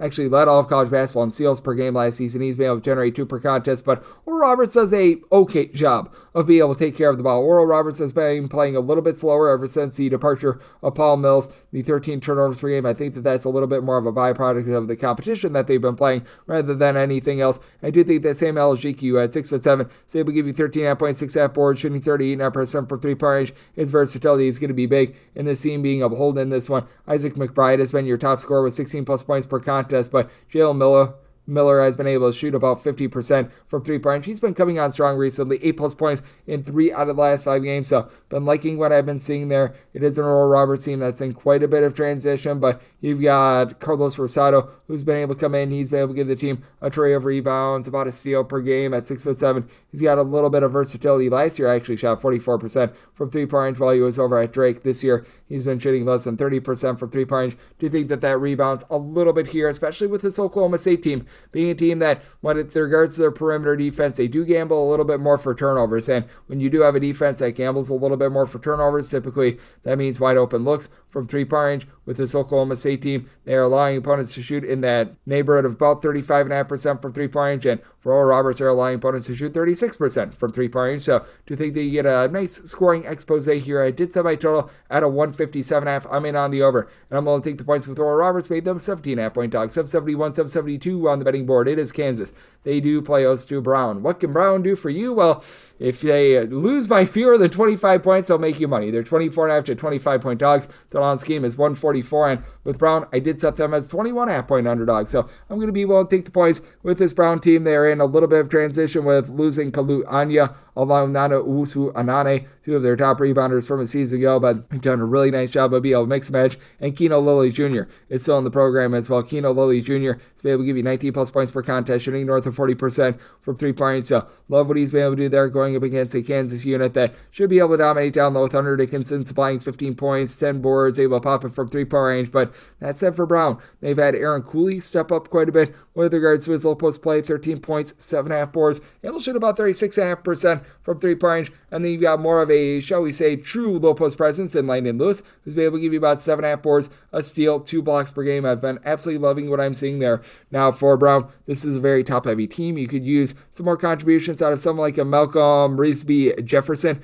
who's been giving you about 6 points per contest. He's only shooting about 25% from three-point range, but has been able to do a lot, about 2.5 assists per game. Meanwhile, DeJuan Harris has been one of the best overall facilitators in college basketball, and assist to turnover ratio north of 3.5 for Kansas. He's been able to chip in there about 11 points per game. Zeke Mayo, good versatility there. Only shooting about 35% from three, but 3 assists, 4 boards, 12.5 points per game. And AJ Storr has yet to really find his bearings with regards to this offense, but he's been a little bit more efficient with his shot taking than he has been in past places. 8 points per contest on about 35% three-point shooting. It's a Kansas team that they don't really turn the ball over a lot. They've been a top 55 team with regards to points allowed on a per possession basis, and they've taken care of business against the outgunned competition. Now for Kansas, offense has been a little bit hit or miss recently, scoring fewer than 70 points in 2 of their last 3 games, and this has been a Brown team that has been up and down with regards to their defense, because the last game that they played went to double overtime against Rhode Island. But if you look at regulation and regulation only, this has been a team that's given up 65 or fewer in 3 out of their last 4 games. But I do think that Kansas is going to get things going a little bit more up and down.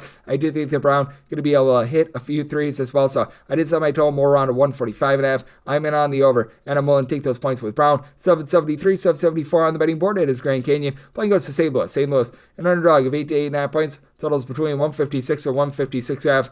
Talk about 2 disappointing mid-major programs. Here you are, but with Grand Canyon, I did set them as a 9-point favorite. So here at the 8, I'm going to be willing to lay it. Recognize that Grand Canyon might not have the crowd rocking as much as a normal game, just because you've got a lot of kids on break and everything like that. But this has been a St. Louis team that has not been what I was expecting them to be on offense. And Robbie Avila still putting up nice raw numbers. He's still been able to supply the team with about 5.5 boards, 4.5 assists, 18 points per game. But the 3 turnovers per game, whereas those were more like 1.5 to 2 ACs ago, that's been a little bit off-putting. Gibson Jimerson, he has been able to shoot about 38.5% from three-point range, and Kellen Thames has been able to as well with Gibson Jimerson. He's playing the team with about 17.5 points per game, but outside of Jimerson, Isaiah Swope, who's able to give you 18 points per game, and Avila, you just don't really have a lot outside of that. Outside of your main starting 5, as Kalu Anya, who comes on over from Brown. He's been able to give you 7.5, 10.5 rebounds per game. Outside of those main 5 guys, you just don't have a lot of depth with this team. And for Grand Canyon, just to call it what it is,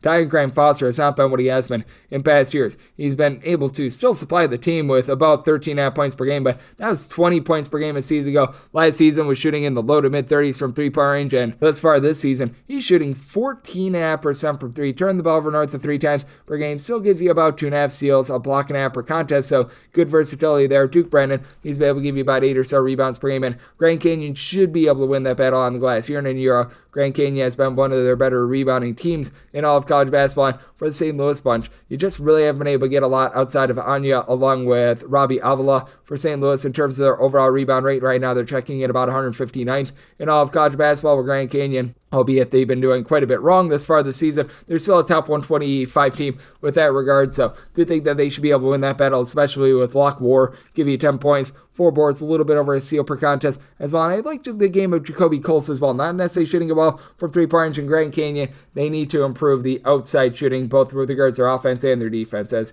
their shooting is collective about 30.5% from three-point range. With regards to opponents' three-point shooting percentage, are well outside the top 225 in all of college basketball with that regard, but do have a St. Louis team that has been incredibly leaky with regards to the defense as well. For St. Louis, in terms of points allowed on a per possession basis, this team is currently checking in 255th in all of college basketball. So these 2 teams have been very disappointing on the defensive side of things. I do think that both of these teams are going to be able to find themselves a little bit more offensively against their, shall we say, challenge defenses. So I did set my total at a 155 with this spread. I'm going to be willing to lay it in. Right now, we're finding this total right around about a 156, 156.5. Think that we've gone just a hair too far as Grand Canyon. So about a top 100 team with regards to points allowed on a per possession basis. So in on the 156 under, and willing to lay the 8 to 8.5 here with Grand Canyon. 775, 776 on the betting board. NC State plays us a rider. Ryder is riding along as a double-figure underdog. They're between 21 to 21.5 point dogs. Total on this game between 136 and 136.5, and I'm going to be willing to take the points with Ryder. I did set them at 16.5 point underdogs. Now for Ryder, they're doing a nice job of giving themselves second chances. Top 50 team in the country in terms of percentage of missed shots that result in an offensive rebound. And also outside the top 300 with regards to their three-point shooting percentages. For Ryder, they're shooting as a collective less than 30% from the outside. They've been able to do a nice job with Ingram squared, though, as you've had Tariq Ingram supply the team with 10.5 points, 6.5 rebounds per game, and F.A. West Ingram has been able to give you about 3.5 to 4 boards per contest as well. TJ weeks. He throws in there 13 points per game, and Jay Alvarez has been able to give you 10.5 points. Alvarez is shooting north of 35% from three-point range, and that's big because even though Ryder has shot it really badly from three-point range, not like NC State has been a very good three-point shooting team either. At home, they're currently shooting as a collective in that neighborhood about 30.5% from three-point range outside the top 250 with that regard, as they bring in Marcus Hill, who didn't shoot it well from three-point range when he was at Bowling Green last season, but was a 20-point per game scorer. He and Jaden Taylor are combined for 25 points per game, and they're combined to shoot 28.6% from three-point range. Taylor is giving you a little bit over a steal per contest, and NC State does a good job of being able to keep things clean in terms of not turning it over, 10 turnovers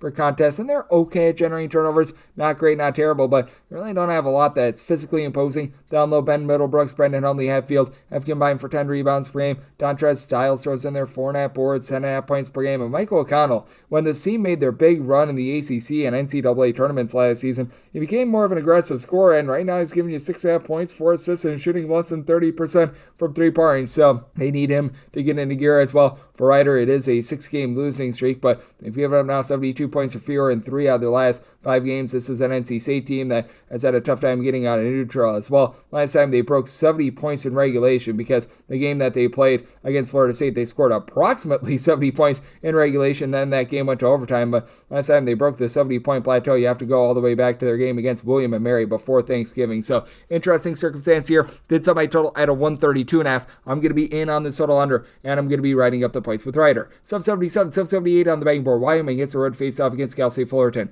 Fullerton's an underdog of 3.5 to 4 points. That on scheme is 132, and with Wyoming, I did set them as a favorite of 8.5 points. I'm going to be willing to lay the number. When they come down from elevation, Wyoming, typically not the same team, but they should be able to really win the battle down low, as I've been liking what I've been seeing out of Jordan Nesbitt, who's been able to give this team 9+ rebounds per game. Now, the big key that you have for this Wyoming team, being able to reduce the turnovers, north of 13.5 turnovers per game, while outside the top 275 in terms of ball control. But this has been a Wyoming team that has been able to step to the plate with their defense. Sundance Wicks has instilled that in them, a top 175 team in terms of points allowed on a per possession basis. And for Fullerton, this is just frankly a team that isn't getting anything right now. 275th in the country in terms of points allowed on a per possession basis. Even worse with regards to points scored on a per possession basis. You don't have a single guy in the roster that's able to give you multiple assists per contest. And for Fullerton, 311th in all of college basketball with regards to rebound rate. For this Wyoming team, they are 28th in the country. They should be able to just completely decimate on the glass. And for this Cal State Fullerton team, they're just really looking for a leader at this point. They don't have it on the glass. They don't have it in terms of facilitation. Right now, Donovan Ode has been able to give you about 12 points, 5 rebounds per contest, but you need a little bit there. More. Meanwhile, Obi Ibram, he for Wyoming, has been able to give you about 19.5 points, 3.5 assists per game. He's shooting north of 50% from 3, which is not sustainable, but I mean, for the rest of the guys, they should be able to pick it up along the way, as you've been able to Kobe Deaton be able to supply you about 9 points per contest. He's shooting only about 31% from 3-point range. Tuki Tanamo, who last year over at Denver was giving the team 15-point shot in the mid-30s from 3-point range. He's shooting less than 25.5% from 3-point range, only supplying the team with about 8 points per game. Do you think that should be trotting northward? But with the way that this team is sitting in glass, and with the way that guys like Dante Allen and company, I do think have some untapped potential. I do think that Wyoming goes in there, dominates this game despite the fact that it is on the road. So I did set Wyoming as an 8.5 point favorite. I'm going to be willing to lay the number. And with regards to the total, I'm in on the under as well, as I set my total at a 130.5. 779, 780 on the betting board. Georgetown is on the road against Seton Hall, and Seton Hall does find themselves as home underdogs of 3 to 3.5 points. Total's game between 131.5 to a 132. I'm going to be willing to take the points with Seton Hall. I did set them as a underdog of 1.5 points, so I don't want the money line, but what I will be writing up here is the under. So my total 125.5. Both of these defenses have been pretty rock solid. Georgetown's actually a top 25 team in the country with regards to points allowed on a per possession basis. Seton Hall, a top 55 team, and for Seton Hall, out of 364 Division I teams, they're in the bottom 5 in all of college basketball in terms of total possessions per game. They've really slowed things down, and this has been a Seton Hall team that has had a struggle just being able to put the ball in the basket all season long. This has been a unit that has gotten past the 70-point plateau once this far this season, and they've had more than one overtime game. So that's a big, giant issue. You've been able to have Chauncey Jenkins supply the team with about 4 boards, 11.5 points per game, and Isaiah Coleman 13 points per game. And Seton Hall is not shooting it terribly from 3-point range. They're shooting 35.5% from 3, also shooting about 60.5% at the free throw line. They don't have a single only guy in the roster that's giving you north of 4.6 rebounds per game. That'd be Coleman. So that is going to be a nice little advantage for this Georgetown team, who's been able to have Thomas Sorber really do a nice job stepping up to the plate for the team, as he's been able to supply the team with 8 boards. Down low, he's able to give you 15 points. Not a guy that's going to pop off and shoot it from 3-point range, but gives you north of a steal per game, gives you about a block and a half per contest as well. And Georgetown, top 60 team in the country in terms of percentage of their missed shots that do result in an offensive rebound. So they're giving themselves some second and third chances. And then Yassine Toomey and guys like that for Seton. You've had a lot of guys giving you between about 3.5 to 4 rebounds per game. They've been pretty rock solid with that regard. But also have a Georgetown team that on the road is only shooting about 28.5% from 3-point range. I do think that should be trotting northward as the season goes along. Jaden Epps has been a nice go-to guy with 16 points per game, shooting 40% from 3-point range. Just all about being able to tame down the turnovers. As 12 per contest doesn't sound too bad, but Georgetown is not necessarily playing with the same pace that we've seen in past years as well. Ever since Ed Cooley has come in, this has been a team that has been slowing down just a skoge, so they are a team that needs to tame that down a little bit. Micah Peavy, Malik Mack combined 4.7 turnovers per game, but they're combining as well for about 26.5 points, 9 boards, and about 8.5 assists per game, with Mack shooting 38% from 3-point range. It's a little bit of a top-heavy Georgetown team, but I do think that they get the job done on the road. I do think that this is going to be very much a nip-and-tuck game. To the credit of Georgetown, they have gotten past the 75-point plateau in 4 of their last 5 games, but the Seton team has done a really nice job of just sticking teams in the mud with regards to their defense. I think that this is going to be a very slow and controlled game, which will keep Seton lively in it. So I'm going to take the 3+ here with Seton, and for the write-up, I'm in on the under 781, 782 on the betting board. St. Mary's, they play LC Utah State. Utah State finds themselves as an underdog of 5 points, and your total on this game between 141.5 to 142.5.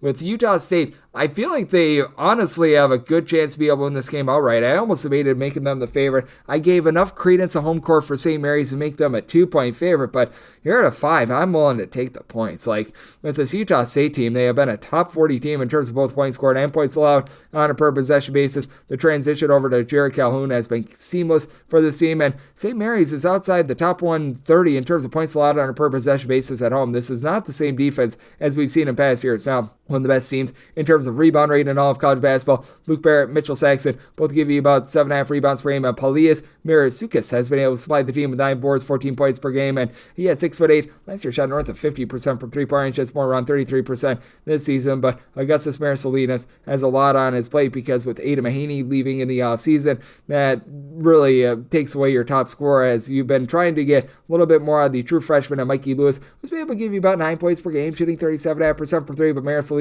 about 6 assists, 15 points per contest. He just has had to do it all for the team. Meanwhile, for Utah State, lots of nice moving pieces in the backcourt that are really able to find a way to get open from 3-point range. Dexter Cano shooting 35.5% from 3, 9 points per contest. And then Mason Flosloff, Ian Martinez, both giving you 15.5 points per game apiece, both giving you about 3.5 assists per contest, combining for a little bit over 3.5 steals per game. And Flosloff is right now shooting 47.5% from the outside. It's a Utah State team that also has Uben Gaserse down low, shooting 76% from the floor. You've had Drake Allen come in. He's been able to give the team a nice little bit of a boost off the bench with about 3.5 assists, steal per contest. So he's done a nice job facilitating, despite the fact that his 3-point shooting has not necessarily been amazing. Do you think that Utah State going to be able to hold in this game? Going to be a little bit difficult for them down low, but with the St. Mary's team starting to really act up a little bit more defensively. It doesn't sound like much, but 67 plus points given up in 4 of their last 5 games. Got a Utah State team looking to wash away that loss against UC San Diego, but they've been legitimately one of the top teams in terms of points scored on a per possession basis in all of college basketball. I think that they hold in there. Right now, with this total between a 141.5 to a 142.5, I said my total 142.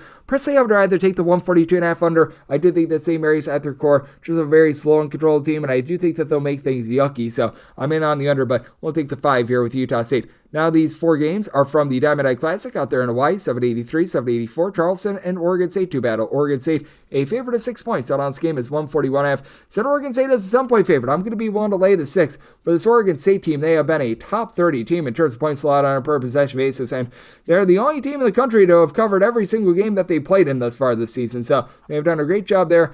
If you look at Charleston, they've been a little bit lucky if you take a look at the shot quality numbers. Ante Bedizovic has been able to give you 19 points, 8.5 boards. He's shooting 46% from 3-point range as a 6'10", little bit of a combo player. And then I like the way that DeWitt Tavares has come over from Delaware State. He's been able to supply the team with about 10.5 points per game. This is a Charleston unit that, as a whole, they're shooting 36% from three-point range, top 40 team in terms of total possessions per game, and they do shoot 78.5% at the free throw line. So in a little bit of a nip and tuck game, their top 6 scorers, all but one of them, shooting at least 76.5% at the free throw line. You've had a injury to Darren Boyd that limited him towards the beginning part of the season, but now he's been able to look much better. He's been able to get the team at least 7 points now in each out of the last 5 games, so that helps them out on the offensive side of things. But for this Oregon State team, Michael Rotage, who's a 6'9" combo player, he has really come alive this year. 16.5 points, 9 boards, 2 steals, a block, shooting 35.5% from three-point range. And as a whole, it's a Oregon State team that is shooting about 38.5% from three-point range. Nate Kings is shooting north of 50%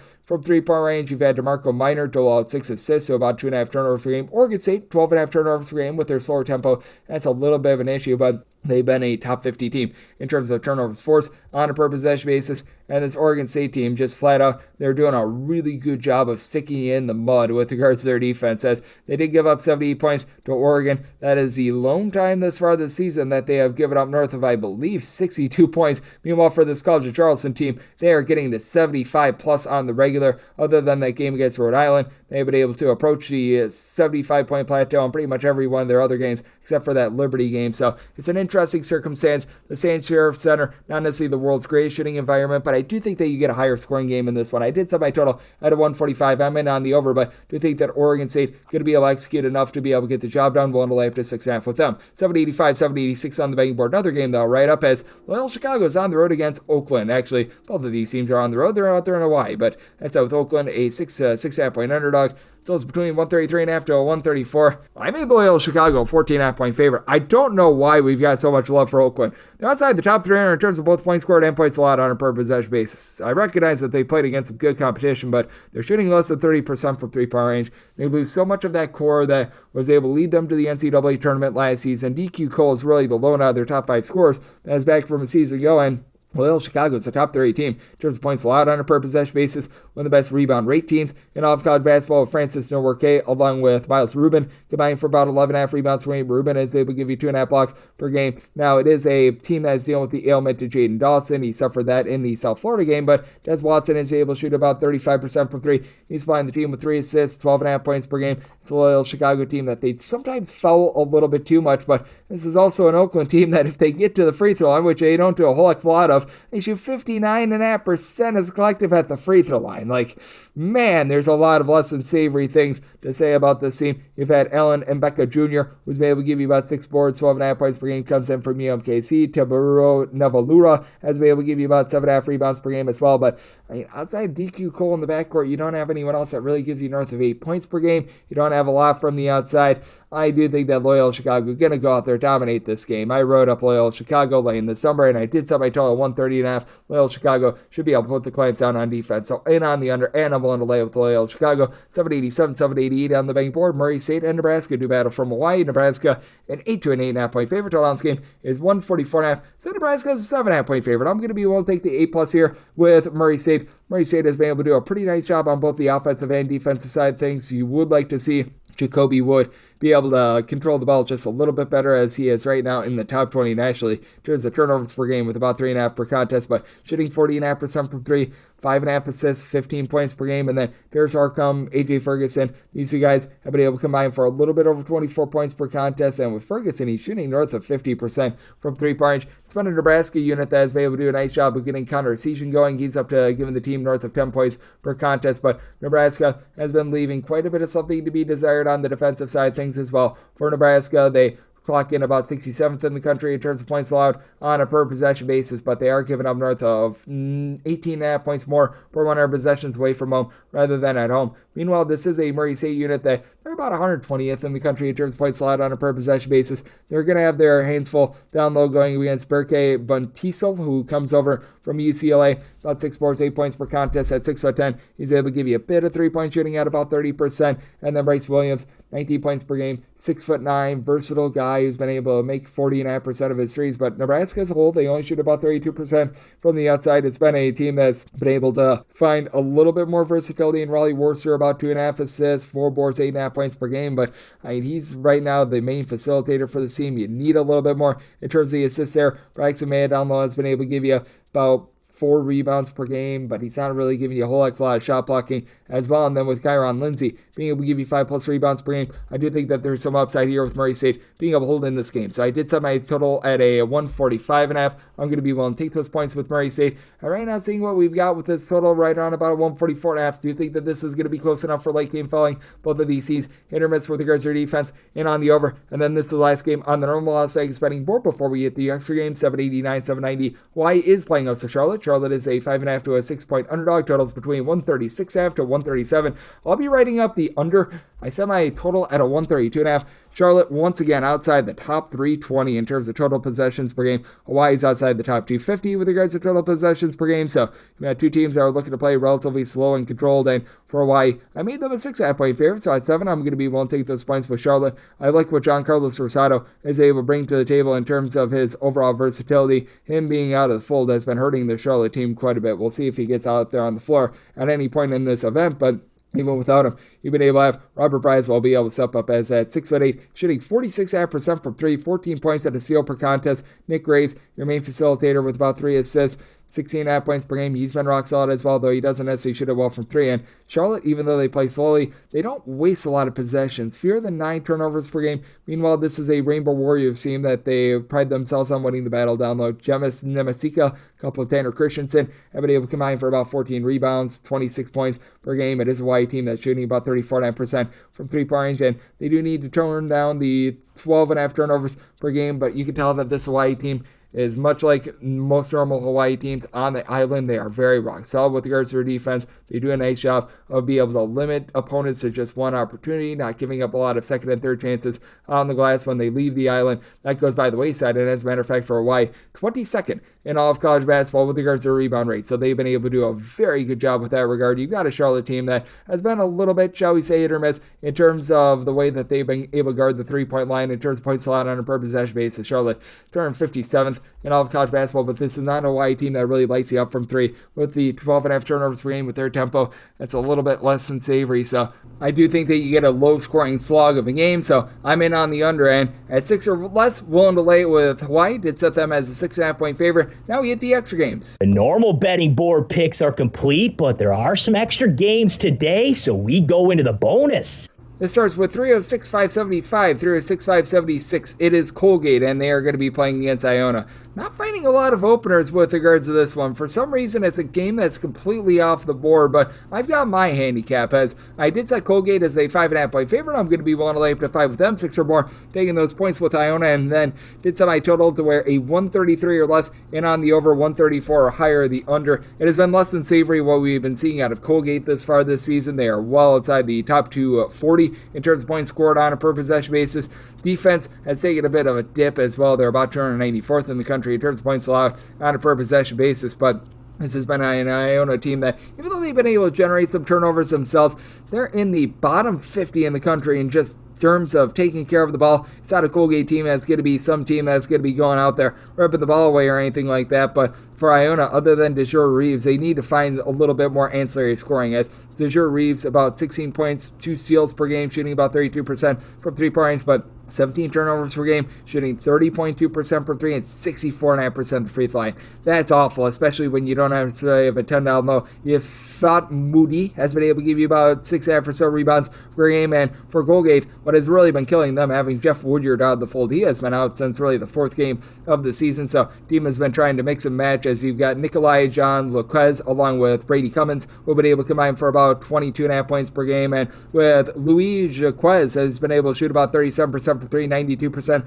at the free throw line. And for Colgate, they played a really brutal schedule to start out with. That's a part of the reason why they had so many struggles to begin the season. You have to play against Kentucky, you have to play against Syracuse, NC State. You go down the list of these power conference teams, and it's a little bit less than savory. They typically have that one do-it-all sort of guy. They don't have that this year. Jalen Cox, 4 assists, 4.5 boards, 9.5 points per game. I don't know if I could consider him do-it-all, considering he shot 39.5% from 3-point range last season, but it does feel like Colgate's starting to get their bearings things about them. They've had a pretty spirited effort against Kentucky a few weeks ago. They knocked off Vermont, and for this Iona team, they just look lost in the wilderness right now because they have scored 66 points or fewer and not their last 5 games. So circumstance for 133 or less and on the over, 134 or higher the under, and then with Colgate won't lay up to 5 with them, 6 or more, taking those points with Iona. 36-5-77, 36-5-78, it is Bryant, and they are on the road facing off against Towson. Towson, a favorite of 2 points, total on scheme is 145.5. Made Bryant the 1.5 point favorite. I do like them outright on the money line. A Bryant team that is looking to play up tempo, once again back in the top 50 in terms of total possessions per game, but Bryant plays some relatively solid defense in comparison to their tempo. A top 205 team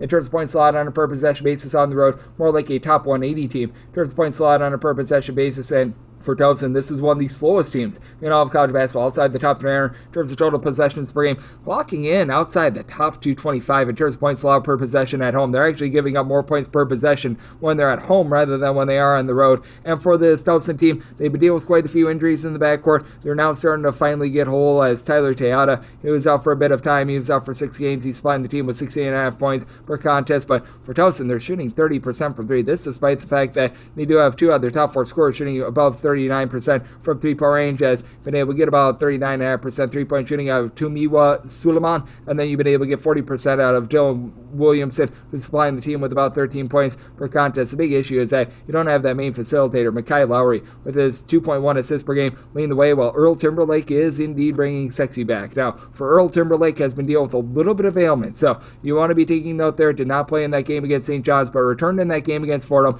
Looked solid in that game against Fordham, so should be all good to go here. 15.5 points, 8 boards, 5 assists. Honestly, might have been a suspension situation with him missing that game against St. John's. But that said, for Bryant, you've also got Barry Evans, who he has come in from St. Bonaventure, and he's given the team some rough and tumble down low. He's able to supply the team with about 7.5 or so rebounds per game, and additionally, Rafael Benzona has been able to throw in there about 18.5 points per game. This is a Towson team that traditionally is rock solid on the glass, but you just don't have as much rebounding with Charles Thompson. Now, the full for Towson, they're about 172nd in the country with regards to opponents' 3-point shooting percentage, but allowing opponents to shoot closer to about 36% from 3-point range when at home. For Bryant, on the road, they're allowing opponents to shoot just 32% from the outside, with Evans being able to control things down low. Connor Withers, Kevon Kramer combining for about 9 rebounds per game. I do think that Bryant wins from within. They have been turning the ball over about 13.5 times per game. This is a Towson team that they're okay at generating turnovers, not amazing, not terrible, but I do think that in the end, this is a Towson team that just is unable to come up with enough scoring. And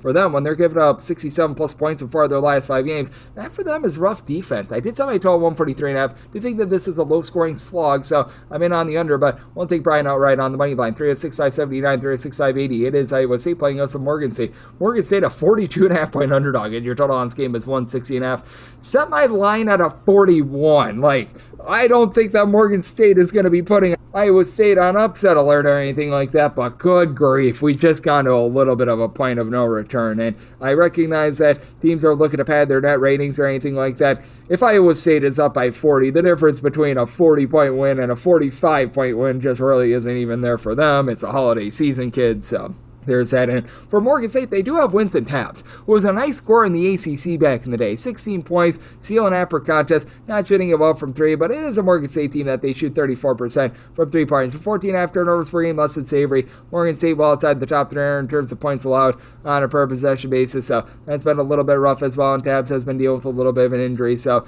you do want to be monitoring that. You've got Amir Simpkins, who's been able to give the team about 12.5 points per contest as well. This team is going to get decimated down low, as really their lone guy giving you north of 5 rebounds per game. Daniel Ikentobi, he's been giving you about 6 boards per contest, and Iowa State much improved on the glass with Joshua Jefferson coming in from St. Mary's. He's been able to supply the team with about 8 rebounds per game, 11.5 points per game. Milan Milosilovic, good versatility, 12 points per game at 6'8". He's shooting about 47% from 3-point range. It's an Iowa State team that they always control the turnover battle, top 20 team with regards to turnovers. Forced on a per possession basis, only turn the ball over about 9.5 times per game themselves. They're one of the top 20 defenses in all of college basketball in terms of points allowed on a per possession basis, and I do think that that's going to be limiting you a little bit with regards to this total, as with Morgan State, this is certainly a team that is not shy about running it. I just don't know if they're going to be able to do their part with this total. But even if they don't do their part with this total, man, you're looking at a number that's north of 40 right now. It's just gone a little bit too far. And by the way, for Morgan State, in terms of total possessions per game,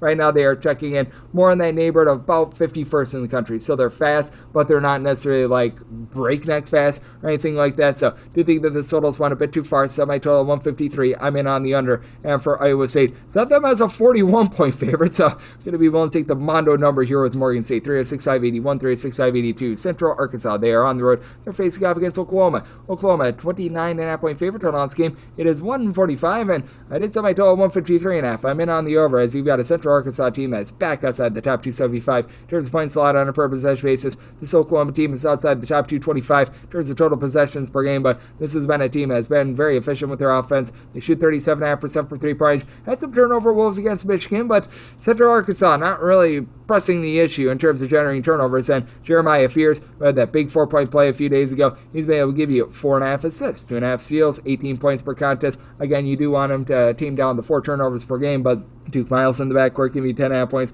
shooting 44.5% from three-point range. Central Arkansas, traditionally one of the worst teams in all of college basketball, being able to guard the three-point line, but you do have Lane Taylor along with Elias Cato combining for 32 points, 9 boards per contest between the two of them, and Taylor's been able to shoot 35% from three. There's a Central Arkansas team that you have question marks as whether they're going to do their part with this total. They're shooting just 20% from three-point range. You've got Michael Everbrow, who comes over from Siena, been a bit of a disappointment, 4.5 boards, 6.5 points per game, as each of your top 4 scorers for Central Arkansas will give you at least 4.4 rebounds per game, but they're going to lose that battle to Sam Godwin, who's been able to supply about 7 rebounds per game. You've had Jalen Moore be able to give you more 17-plus points, 6-plus boards, good versatility out of him. I do think that Oklahoma just going to completely dump truck a Central Arkansas team that, quite frankly, has been pretty awful with regards to their defense, and I think that that's going to continue. I set my total 153.5. I'm in on the over, and I'm going to lay up to 31 here with Oklahoma. 306-583, 306-584. Binghamton is on the road against Army. Army is a 5 to 5.5 point favorite. Total on this game between 139.5 to 140, and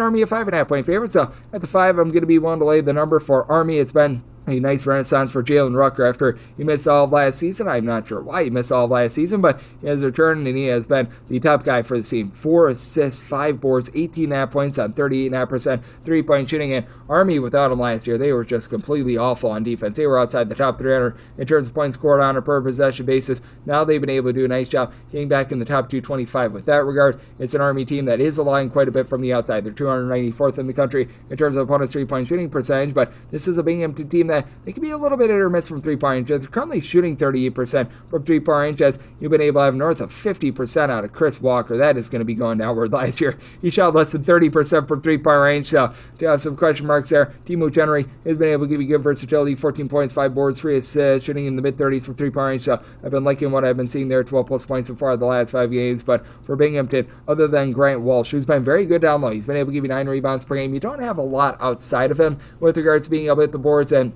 I do think that for this Army team, what you're able to get out of A.J. Allenpatch, his 9 rebounds per game, that's going to be able to help this team be able to control things down low. It is an Army team that sometimes they do allow a few too many second chances. They're clocking in about 175th in the country with regards to rebound rate, but Binghamton, because it's Walsh and absolutely nobody else, they're more around 257th in the country with regards to rebound rate, and Ryan Curry has been able to keep things relatively, shall we say, clean and consistent for Army, as he's only turned the ball over about 1.8 times per contest while giving you about 4.5 assists per game. Army is only turned the ball over about 10.7 times per contest. It's a little bit of a top-heavy team, but Josh Govins being able to chip in there the 18 points, 5 boards, I think is going to be able to do just enough to get the job done against a Binghamton team that they're looking to play a little bit more with regards to pace, but this is also a Binghamton team that they've been able to do a nice job shooting from three-point range on the road. They haven't necessarily been able to do a great job on the inside. They think that's where Army is going to find a way to get the job done. So just on my total 141.5, I do think that you get plenty of made threes in this game and on the over, and I'm willing to lay up to 5 with Army. 306-585,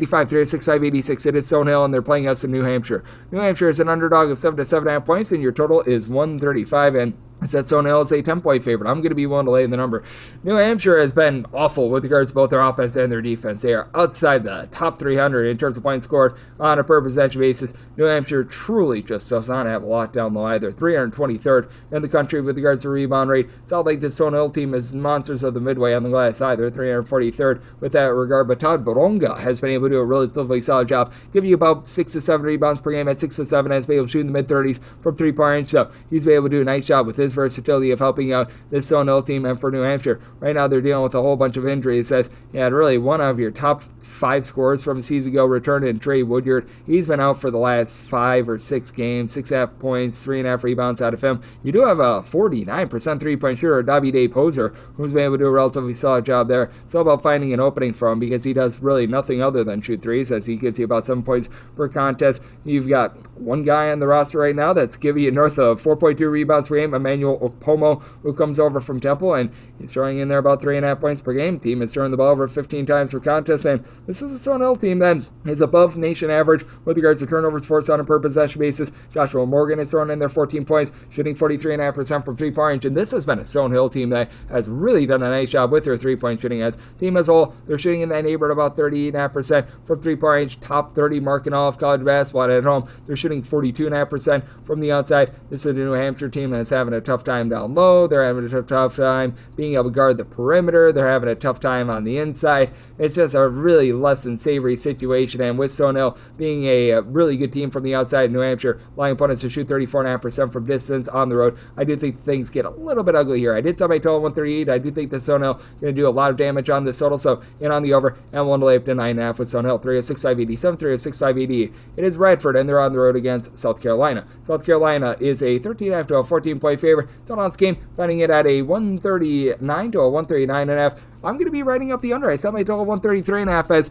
I do think that Radford is going to slow this game down. They're outside the top 275 in terms of total possessions per game. This is a Radford team that could be a little bit hit or miss with regards to their outside shooting, as they've been able to have Jarvis Moss be able to supply the team with about 15.5 points per game. I think that they're going to deny a lot of second chances from the South Carolina team. They've been a bit, shall we say, inconsistent with regards to the way that they've hit the boards, but Isaiah Gaines has been able to give you 6 rebounds per game. You've got Josiah Harris, who's thrown in there 9 points, 7.5 boards. It's a Radford team that has been solid from the outside, shooting about 35.5% from 3-point range. They do turn the ball over about 12 times per contest. This is a South Carolina team that has been very, shall we say, suspect with regards to their outside shooting as well. We've noticed that a pair of guys in Jabari Thomas along Jacoby Wright have stepped up in the backcourt with a combined about 23 points, 37% 3-point shooting. And as a whole, South Carolina is shooting about 35.5% from 3. Love the game with Colin Murray Boyles. Gives you a steal and a half, a block and a half, 16.5 points, 9.5 boards per contest. But it's a little bit of a top-heavy team as well with Miles Sute not giving you what he has in the past. Right now, he's only giving you about 6 points per game at 6'6", and so he's been a relatively good 3-point shooter. He's shooting about 34.5% from 3-point range this season, but I do think that Radford starting to really find their bearings with regards to their defense. They had that rough 2-game stretch against Utah and Colorado State, playing both of those games on the road. But other than that West Coast road trip, this has been a team that's been holding teams to fewer than 70 points on the regular. Meanwhile, you've got a South Carolina outfit that they played that game in overtime against Clemson. Prior to that, 68 points or fewer surrendered in each of their last 4 games. So do you think that this is going to be a little bit of a lower possession, lower scoring slog of a game? So I'm in on the under. South Carolina. It's been a relatively good 3-point shooting defense as well, even though they've gotten to 70 plus in each of the last 5 games. I do think that this game is going to be very much controlled from within. I do think that Radford holds in there. I did set my line at a 13.5, so at the 14, we'll take those points with Radford, and I'm in on the under. 36.589, 36.590. Virginia plays also American, and American is a 12.5 to a 13-point underdog. Total on this game is 119.5. Set my line at 12.5, so at 13, I'm willing to buy in on the points with American, and I am in on this total under as I set my total at a 118.5. You've got 2 of the slowest, most sloggy teams in all of college basketball. Virginia, dead last in the country in terms of total possessions per game. American, not quite dead last, because that moniker belongs to our good friends in Virginia, but 329th in the country. If you look at road possessions per game, they're in the bottom 10.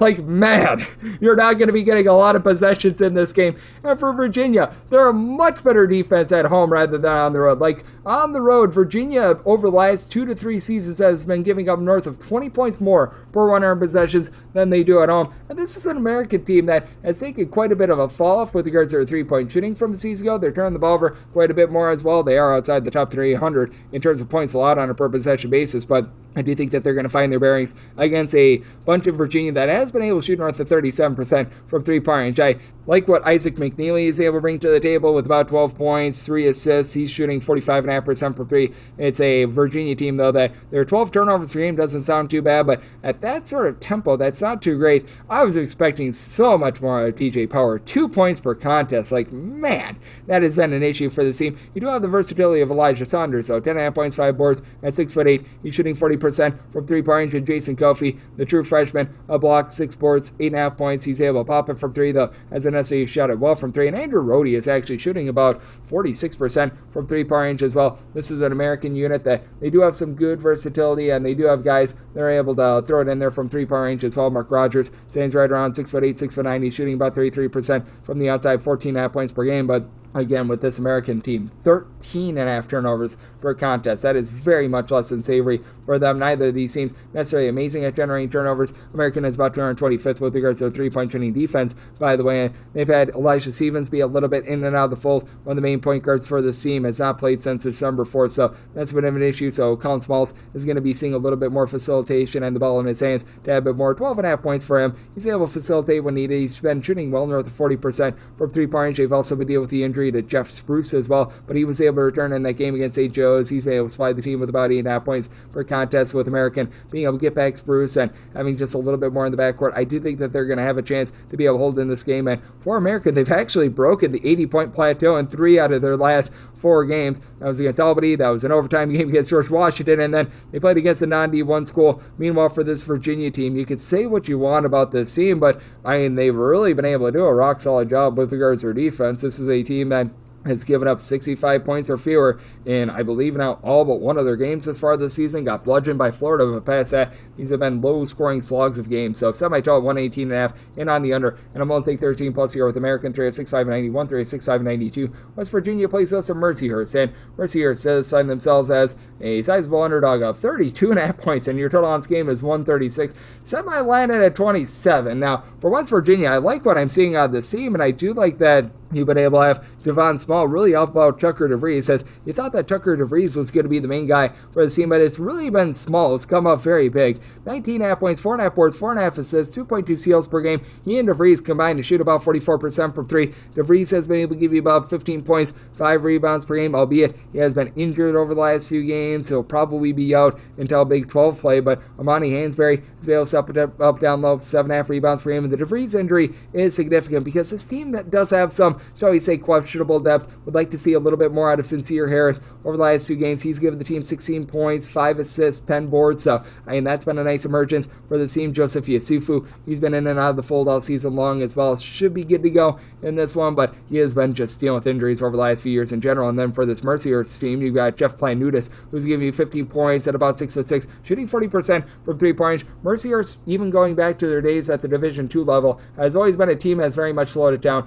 They are outside the top 250 in terms of points allowed on a per possession basis, and is a Mercyhurst team that's 358th in terms of giving it up from 3-point range. Teams are shooting north of 40% from 3-point range against them, and that's an issue when don't have a single guy that gives you north of 5 rebounds per game, but I do like what Mike Kolis, Ivanowskis, has been able to give you down low, about 4.5 boards per contest. He is coming off of a 10-rebound, 2-block game in the team's previous contest, so that's something that's relatively nice. Aiden Reichard has been able to give you about a steal, 5 boards, shooting 40% from 3-point range, so I do feel like this number has gone a little bit too far. I do think the Mercyhurst going to turn this game into a very low-scoring, just sad game in general. I think that they lose, but I don't think that they lose by north of 30. I set my number at 27, so I'm going to be willing to take the points with Mercyhurst, and I'm in on the under. I set my total 133, 3 at 6.593, 3 at 6.594. UAB is playing us Alcorn St. Alcorn St does find themselves as 20.5 point underdogs on this game between 155 to 156, and set my total 148.5, so I'm in on the under. This is a UAB team that's looking to run and gun it back in the top 100 in terms of total possessions per game, and it's not an Alcorn St team that's shy to run. I just don't know if they're going to be able to do their part with regards to this total. It has been an Alcorn St team that has been sad this year to say the least, but it feels like they've gotten better and better with every passing game. Alcorn St about 329th in the country with regards to opponent's three-point shooting, but for this UAB team, you've got, don't call his name, Alejandro Vasquez, who's been able to give you about 9 to 10 points per game. He's shooting less than 28% from three-point, and UAB as a whole, they've been 247th in the country with their three-point shooting percentage, shooting just 30% from distance at home.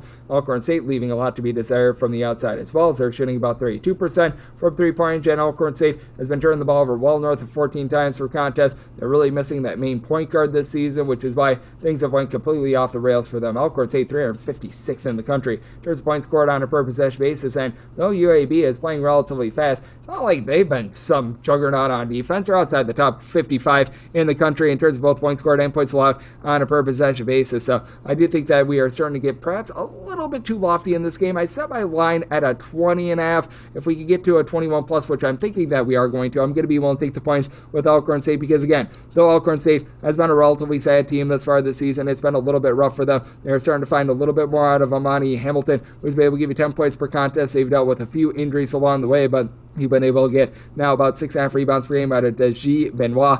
He's going to need to be matched up with the XL Lendyborg, who's been so versatile for UAB. 17 points, 9.5 boards, at about 6'8", 6'9", has been popping into the high 30s from three-point range. Also leads the way with over 3 assists per contest. Ephraim Johnson has been able to give you 10.5 points, but he's only shooting about 30% from three-point range. The backcourt has been a little bit of a letdown for UAB, while Lendyborg has been able to do it all for the team. But Michael Penjude has been able to give you about 3.5 assists per game for Alcorn St. That should be able to keep them in this one, and do think that both of these teams and their lack of shooting getting costing over. So this up my total 148.5 in on the under and in on the points with Alcorn State at a 21 plus 306.595, 306.596. North Texas plays us to Houston Christian. Houston Christian, an underdog of 22.5 to 23.5 points. 130 to 130.5 is the total. Set my total 121.5. I'm in on the under. North Texas back outside the top 300 in terms of total possessions per game, and you got a Houston Christian team that all of a sudden is playing super duper slowly as well. We had a offseason coaching change as Craig Doty comes in from Emporia State, where they were playing super duper slowly at the Division II ranks.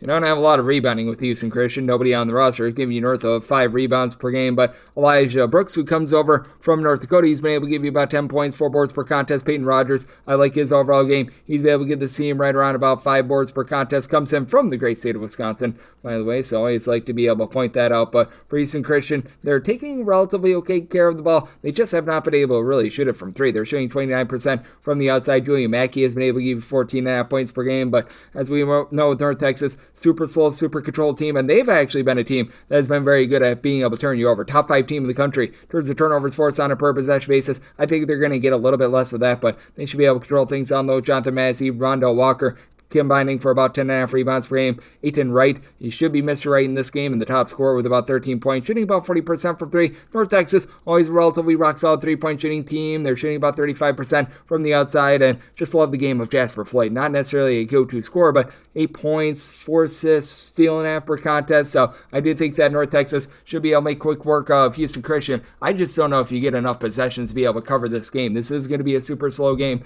It is a Houston Christian team that isn't making mental mistakes. They just, for lack of a better term, don't necessarily have the most talented bodies out there on the floor. But that said, I do think that 22 plus has gone a little bit too far. I've made my number a 21.5, so we'll take the points with Houston Christian. Made my total a 121.5, so also in on this total under as well as we go to 306.597, 306.598. McNeese is on the road against Louisiana. Louisiana, 10.5 to 11-point underdogs. On this game between 142 to 142.5. One delay with McNeese. I set them as a 12.5 point favorites. I'm in on them. This Louisiana team, I believe, has covered only 1 game this far this season. Actually, they've now covered 2 because of that win against Appalachian State. But man, this team has covered just 2 games this far this season, and this offense has been absolutely awful for Louisiana. They lose pretty much 4 out of their top 5 scorers from a season ago. They don't have a main facilitator, so Kentrell Garnett, who has been playing off the ball throughout the entirety of his career, he's had to fill in, and he's had to be the main guy in terms of being able to dish it on, and it's just not worked out well for them. You have been able to get the gentleman from Morocco to be able to give you about 10.5 points, 4 boards per contest, in Mustafa El Montequil, so he's been able to give you a little bit of versatility, but this team as a whole, they're shooting 31.5% from 3-point. Louisiana was number 1 in the country with regards to opponents' 3-point shooting percentage last year. outside the top 330 this season. I think that that's going to tame down a little bit, but man, it's been rough there. This has been a McNeese team that has been dealing with the injury to Allen Breed, but Sincere Parker, he's come off the bench mostly, and he's giving you 15.5 points per game. He's not really giving you a lot of facilitation or anything like that, but he's been rock solid at being able to drive in, get to the basket. Christian Schulmate has been seeing a little bit of a drop in terms of his rebounding. Part of that is because Joe Charles, who was at Louisiana last year, he's been able to tag team with him. These two guys combined for about 11.5 rebounds per game. Just have so much depth with this team. Kadir Copeland along with Brandon Murray. These are two guys that were playing at the Power Conference level, and both of these guys are combining for about 14 points per contest. It is a McNeese team that you'd like to see them be a little bit more explosive on offense. They're only shooting about 31.5% from three-point range, but I do think that they're going to be able to put this Louisiana team in a chokehold defensively. McNeese wrapped up this season in the top 50 in terms of points allowed on a per possession basis last year. Right now, they're outside the top 180 in terms of points allowed per possession, but it's really been able to turn around for them recently. This is a McNeese team that has now given up fewer than 70 points in all but one out of their last 7 games. They played against Alabama, South Dakota State, and company to begin the season. They played a relatively tough non-conference schedule, including Mississippi State as well, so I do think that number is a little bit warped. I did set my total at a 136.5. Louisiana just is not doing a lot offensively, so I'm in on the under, and I'm going to be willing to lay it with McNeese. 306-599, 306-600. It is LSU playing us to New Orleans. New Orleans, a 27-27.5 point underdog. And your total on this game, it is 153. And with LSU, I did set them as a 27.5 point favorite. 27 is the absolute max I'm willing to lay, but I'm going to be willing to lay it. This New Orleans team, once again, outside the top 275 in terms of points allowed on a per possession basis. Not shooting it awful from three-point range, Joe. James White, who began his career over at UAB. I believe they also played a year or two over at Ole Miss. He's stepped in. He's given the team 18.5 points, shooting 37% from three-point, so I've been liking what I've been seeing there. It is a New Orleans team that outside of him, though, it's been a little bit rough. Josh Short also does shoot about 38.5% from three, 12 points per contest. Bit of a top-heavy team, as after that you've got one guy that does a good job on the glass, MJ Thomas, who's been able to give you about 7 boards per contest, and I do think that you might be able to get a little bit more from the outside moving forward out of J.R. Jacobs. Jacobs has been able to give the team 10-plus points in 2 out of the last 5 games. He's been able to emerge with about 4 assists, steal per contest as well, but this LSU team should be able to completely decimate, especially down low. Corey Chess, well, he's been saying it with his chest. He's been able to give you about 8.5 rebounds per game. Cam Carter, along with Jordan Sears, are combining for about 31.5 points, 8 boards, 5 assists between the two of them, and north of 3 steals, as both are shooting north of 38% from 3-point. Now, team is turning the ball over about 14 times per contest, but this is a New Orleans team that, again, when they hit the road, they just have absolutely no defensive wherewithal whatsoever. Currently 345th in all of college basketball in terms of points allowed on a per possession basis. They're not really doing a good job of generating turnovers, so that should allow for a lot of clean open looks for an LSU team that they themselves on defense have been able to do a relatively solid job of being a lock down from 3-point. LSU, top 20 team in the country with regards to opponents' 3-point shooting percentage. New Orleans, meanwhile, 282nd in the country, so that's a bit of an issue with D.G. Bailey being able to give you about 3 assists per game as a little bit of a stabilizer, being able to generate some turnovers. I do think that LSU could be able to turn over this New Orleans team, really be able to do a nice job decimating on the glass with New Orleans. They have now given up at least 87 points in 4 of their last 5 games, and this is an LSU team that they've been able to explode on offense, 77-plus points in 4 of their last 5. So I'm in on the over, so I told 153.5, and at 27 or less, going to be willing to lay it with LSU. We go to 306-601, 306-602. Rice, we gave our own delay in Kiffin Go Elves. They play us a Prairie View, an underdog of 15 points, and your total on this game, it is 156.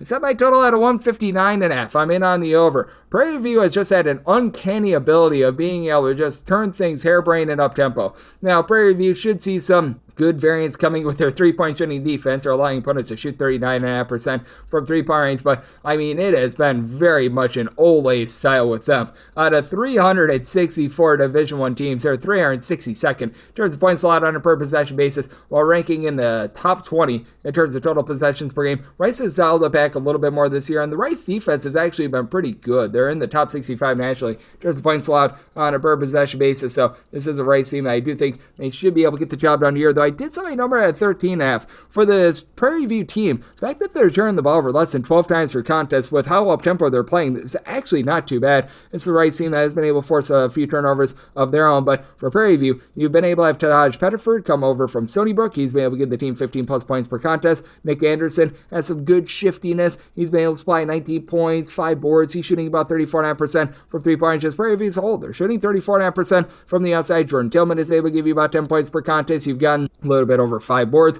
10.5 points per game out of Marcel Bryant as well. And for this Rice team, you don't necessarily have a lot of explosiveness in this system as well. And Prairie View, they very much do try to turn defense into offense by generating turnovers. Rice has been turning the ball over 13.5 times per game. Trey Borneau, 34.5% three-point shooter, 14 points, 5.5 boards, 4 assists. He's been a do-it-all player. And Alan Husinovic, he gives you a steal, shoots 42% per three with 10 points per contest, while you've had Caden Boom Boom Powell down low give you about 7.5 rebounds per game. Rice should be able to win that battle down low and be able to get some second and third chance opportunities on the glass, but I do think that this thing gets cranked up tempo. We've seen it just with all these Prairie View games. Prairie View has given up 90 plus points in 4 of their last 5 games, but they've gone to at least 74 points in all but 1 out of their last 5 as well, and this is a Rice team starting to crank it up a little bit more with regards to their tempo as well, as they've given up 75 plus in 2 of their last 3 games, and they are coming off of a loss in their last game against North Texas of Dallas. So, yeah, Rice is going to want to make a statement here. I do like the over. I set my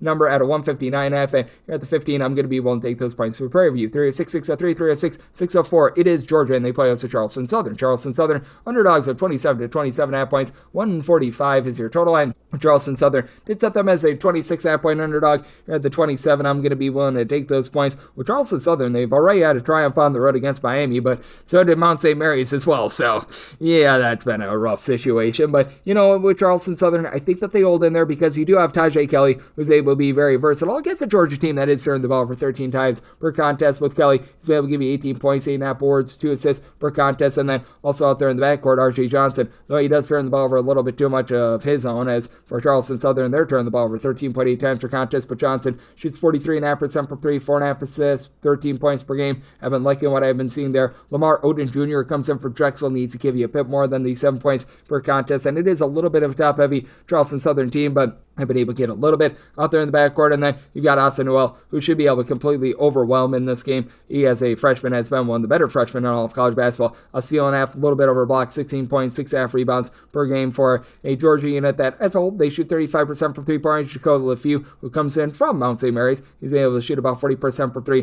12.5 points per game. Silas Demery, along with LeFew and Tyron Lawrence, are all giving you between 3 and 3.5 assists per game, so really good facilitation by committee. Blue Kane off the ball has been able to shoot about 33% for 3, but also 92% the free throw line. Ronald Godfrey has helped this Georgia team be one of the more stout units in all of college basketball with regards to rebound rate, as they've only got one guy in Newell that gives you north of 5.2 rebounds per game, but you've got 6 different guys on this team that supply north of 4 rebounds per game. Charleston Southern is going to have a tough time with that size, but I do think that Charleston Southern going to be able to hold in there. This has been an offense that has been able to ascend recently, at least 69 points in 4 of the last 5 games. I do think that Georgia, who does rank in the top 30 nationally in terms of points allowed on a per possession basis, and it's not a team that gets overly out of sorts with regards to tempo, going to be able to slow things down a little bit more. So I did set my total at a 142.5. I have a Georgia unit that's given up 63 points or fewer for their last 5 games. So in on that under, but we'll take 27 plus here with Charleston Southern. 306, 605, 306, 606, Cincinnati. And yes, we are into Cincinnati. They play us a Grambling. Grambling is a 30 to a 30.5 point dog. Totals between 135.5 to a 136. And is that Grambling is a 23-point underdog. I'm going to be willing to take the points with Cincinnati. They're coming off of a massive win against Seton, really put them in a chokehold defensively, and this is a Cincinnati team that's in the top 30 nationally in terms of points allowed on a per-possession basis, but with Grambling, they are probably going to turn the ball over much more than you would like them to. They're turning the ball over north of 13 times per game. They've been shooting well north of 38% from three-point range. I'm waiting upon a little bit of regression with them, but this has been a Grambling team that has been able to give quite a few scares on the road this year. Played within 1 possession against Cal Poly, played within 11 against USC, played within 2 against Ole Miss. They covered a game against Florida, so they've been able to do a nice job with that regard. You've got Antoine Burnett, who's been able to give you 12 points, 5.5 boards, shooting 44% from three-point range. It is a Grambling unit that has been able to get quite a bit of production as well out of Kamir Dozier, who's been able to give you about a steal, 11 points per game. And this is a Grambling team that their top guys do a nice job of being able to generate turnovers as a whole. They're a below-average team in terms of being able to generate those steals, and for Cincinnati, they're one of the best teams at taking care of the ball in all of college basketball. 9.7 turnovers per game. Jizzle James has been a really nice find for the team. 5 assists, 12.5 points per game. Like getting back Dan Skillings, who missed 4 games earlier in the season. He's playing 11.5 points, 5.5 boards. That's big, as well as this Cincinnati team, one of the better teams in terms of their rebound rate as well, with Dylan Mitchell give you 7.5 rebounds per game. Aziz Bendango down low, nearly 2 blocks per game. And Simeus Lucasius, all sorts of versatility, but This Grambling team does a good job as well of being able to slow things down well outside the top 250 with regards to total possessions per game. Grambling year in and year out typically is much better with regards to hitting the glass than they have been this season, as right now for Grambling they're about 325th in all of college basketball with regards to rebound rate. I do think that is going to be trending in the correct direction, though Cincinnati, they certainly are going to be able to win that battle on the glass. I do think, though, that things are going to be a little bit more controlled in this game. It is a Grambling team that has been outside the top 300 in terms of points allowed on a per possession basis, but actually give up 7 points fewer per 100 possessions on the road rather than at home. So set my line at a 23. I'm going to be willing to take the points with Grambling. Did make my total a 131 as well. I do think that you get a lower scoring slog with Grambling seeing some regression with their 3-point shooting. So in on the under and the points with Grambling 306-607, 306-608. USC plays us at Southern. Southern is a underdog of 16 to 16.5 points. Total on this game, it is 143.5 to 144. Feels like the light has come on for the USC team. I'm going to be willing to lay the number. I set them at 17.5 point favorites ever since that win against Washington, because with Eric Musselman coach teams, it just takes a little bit of time for things to be able to mesh, for things to be able to click. It just feels like that was really the clicking spot for them after they had that just rough non-cover against Oregon a few weeks ago. They've been a much different team with Desmond Claude being your main man, 14.5 points, 3.5 boards, nearly 4 assists, and a steal per contest. It's a USC team that they still need to do a better job down low. St. Thomas is a lone guy in the roster, giving north of 4.5 rebounds per game, but he's been very versatile as well. Steal and a half, 4.5 assists, 6 boards, 10 points per game, and you do have a pretty deep team. You've got Rashawn Agee, who comes over from Bowling Green. He was a really good rebounder for them. Wesley Yates, who comes on over from Washington. He, with just reps, have been able to get much, much better, as he's been able to give the team right in that neighborhood about 8 points per contest, shooting in the low to mid 30s from 3-point range. I do think that you're going to get a little bit more moving forward. I would choose Ogbo as well, who's up to about 38.5% 3-point shooting, and they face off against a Southern unit that has been having a rough go of it on defense recently. They were able to face off against, shall we say, some lesser teams with regards to the non-D1 ranks to make their defense look a little bit better than what it is, but they've given up 70 plus points in pretty much all but one of their games against a Division I team thus far this season in terms of points allowed on a per possession basis. This is a Southern team that's currently clocking in 243rd in all of college basketball. If you look at the USC overall numbers, they're about 112th, but again, playing much better here in the last few games. You've got a good facilitator on the Southern team in Tijani Dubasi, who's been able to give you 5 assists per contest. You've got a Southern team that as well has been a little bit better on the glass, even though you don't have a single guy that gives you a north of 4.5 rebounds per game. Derek Tazzino along with Damari Jones both have been able to give you those 4.5 boards per contest. They've been able to really buff up a little bit more with that regard, but I do think that you're going to get some scoring out of Michael Jacobs, who's been able to do all 3 assists. He's been able to supply the team with 11.5 points per game, but doesn't really shoot it well from 3. Southern as a whole, they're only shooting about 32.5% from 3. They're a relatively good team at generating turnovers, but we've seen USC be able to clean up their offense. They should be able to overcome that. It's a USC team has gone to at least 85 points out in each of their last 3 games. So interesting set of circumstances here. I did set my total at a 143.5. I do think that the USC defense, which has also really come alive, given up fewer than 70 in each of their last 4 games, they're going to do a nice job of being able to put it on a Southern team that may have had, shall we say, some interesting shot selection as well, and they are coming off of a pair of double-figure losses against Loyola Marymount and Ole Miss. So I'm in on the under, and I'm going to be willing to lay up to 17 with USC. 306-609, 306-610. Notre Dame is playing us a Lemoyne. Lemoyne is a 20 to a 20.5 point dog. Totals between 144 to 144.5. Somehow line at 22.5. I'm going to be willing to lay with Notre Dame. With Notre Dame, certainly a team in transition without having their top scorer out there in Marcus Burton, but now they've been without him for darn near a month. Now they've been able to find their bearings, and Brendan Shrewsbury continues to be a nice go-to scorer. 16.5 points per game. Not a guy that's going to be bringing up the ball and is necessarily going to be like a main facilitator or anything like that, but has been able to give you about 36% 3-point shooting. Does a nice job when needed of taking that big shot, as the main man for facilitation without Burton has been Matt Oloco. Comes in from Princeton, 10 points, 4.5 boards, 3.5 assists, shoots 45% from 3. He's used to Princeton being a little bit of a do-it-all sort of guy. It is a team with a relatively thin rotation right now, but Kiba Njai has been able to give you about 5.5 rebounds per game. Alontae Davis and Lemoyne just doesn't really have anything down low. Dwayne Karama has been able to give you 11.5 points, 6.5 rebounds per game, but this has been a Lemoyne team that has just not been able to hold up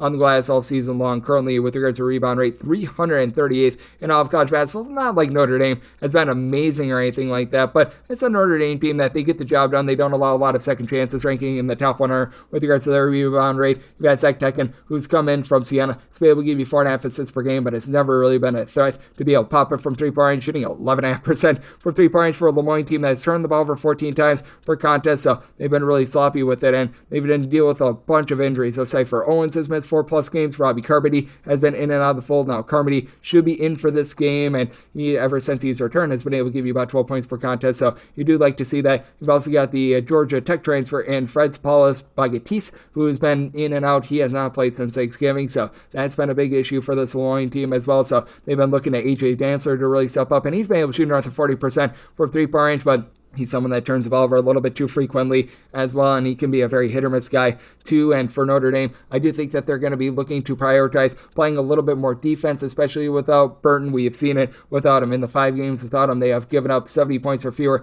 in all but one of them, but we've seen really the offense regress for them as well. They've only been able to break the 70-point plateau in just 2 of those games. I do think that they find a way, though, to be able to get the job done against Lemoyne in a little bit of a lower scoring slog. So my total 136.5 in on the under, and I'm willing to lay up to 22 with Notre Dame, where we wrap things up with 306-6-11, 306-6-12. Wyoming plays us to North Alabama. North Alabama 5 to 6 point underdog. Totals between 144 to 144.5, and it's at my line of 4.5. I'm going to be willing to take the points with North Alabama. North Alabama has always been a relatively solid offensive team, but the defense has been able to come along for the ride as well. Now in the top 180 in terms of points allowed on a per possession basis, they go against a Loyola Marymount team that they've been able to bulk up a little bit more defensively as well. They're in the top 150 in terms of points allowed on a per possession basis, and what you have to like for this Loyola Marymount team is what you've been able to get out of Will Johnson. He's been the main floor general for them. 14 points, able to supply the team with about 3.5 assists per game. And the biggest thing for North Alabama is how do you match up with Jevin Porter? He's of relation to Michael Porter of the Denver Nuggets, being able to give this team 13.5 points, 8 boards. At 6'11", he's able to pop it from 3 at about a 33.5% clip. Loyola Marymount,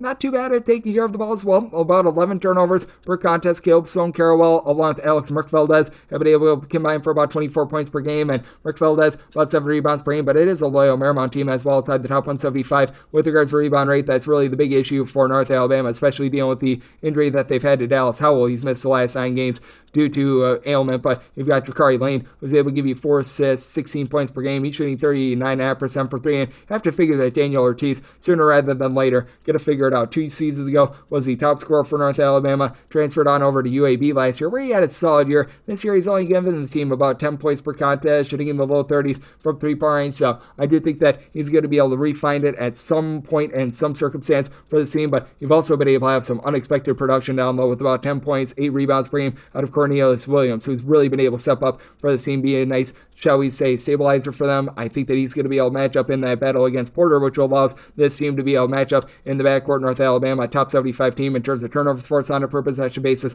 They only turn the ball over 10 times per game themselves, and Will Sosi, career north of 40% three-point shooter, is 17.5% three-point shooting, going to be going northward. So I am going to be willing to take the points with North Alabama. Did set my total 142.5. I'm in on the under, as it is quite a bit of travel for North Alabama. I do think that they're going to have a little bit of a tough time with the size of this Loyola Marymount team, so I'm in on the under and I'm in on the points, and that'll wrap things up for the Sunday edition of Coast to Coast Hoops, now part of the VSiN family of podcasts. A big thanks to Matt McCall, coach of Chattanooga, UMass, and now doing a great job breaking down this great game of college basketball. He joined me in the last segment. If you do like hearing from this fine podcast, Coast to Coast Hoops, you're able to subscribe wherever you get your podcasts, Apple Podcasts, Google Play, Spotify, Stitcher, and TuneIn. If you have a question, comment, segment idea, what have you for this podcast, you have one of 2 ways to be able to fire those in. First one is my Twitter/X timeline at @unit_D1. Keep in mind, letters EM, they mean does not matter, so per usual, please do send these into the timeline. And the other way is find an Apple Podcast review. If you rate this podcast 5 stars, it is very much appreciated. From there, you're able to fire in whatever you'd like to hear on this podcast via that 5-star review. Coming at you guys every single day on this podcast, even during Christmas. I will be with you guys on Christmas as well, so I have no fear there. We are with you every single day on this podcast, so I'll be back with you once again tomorrow. Thank you.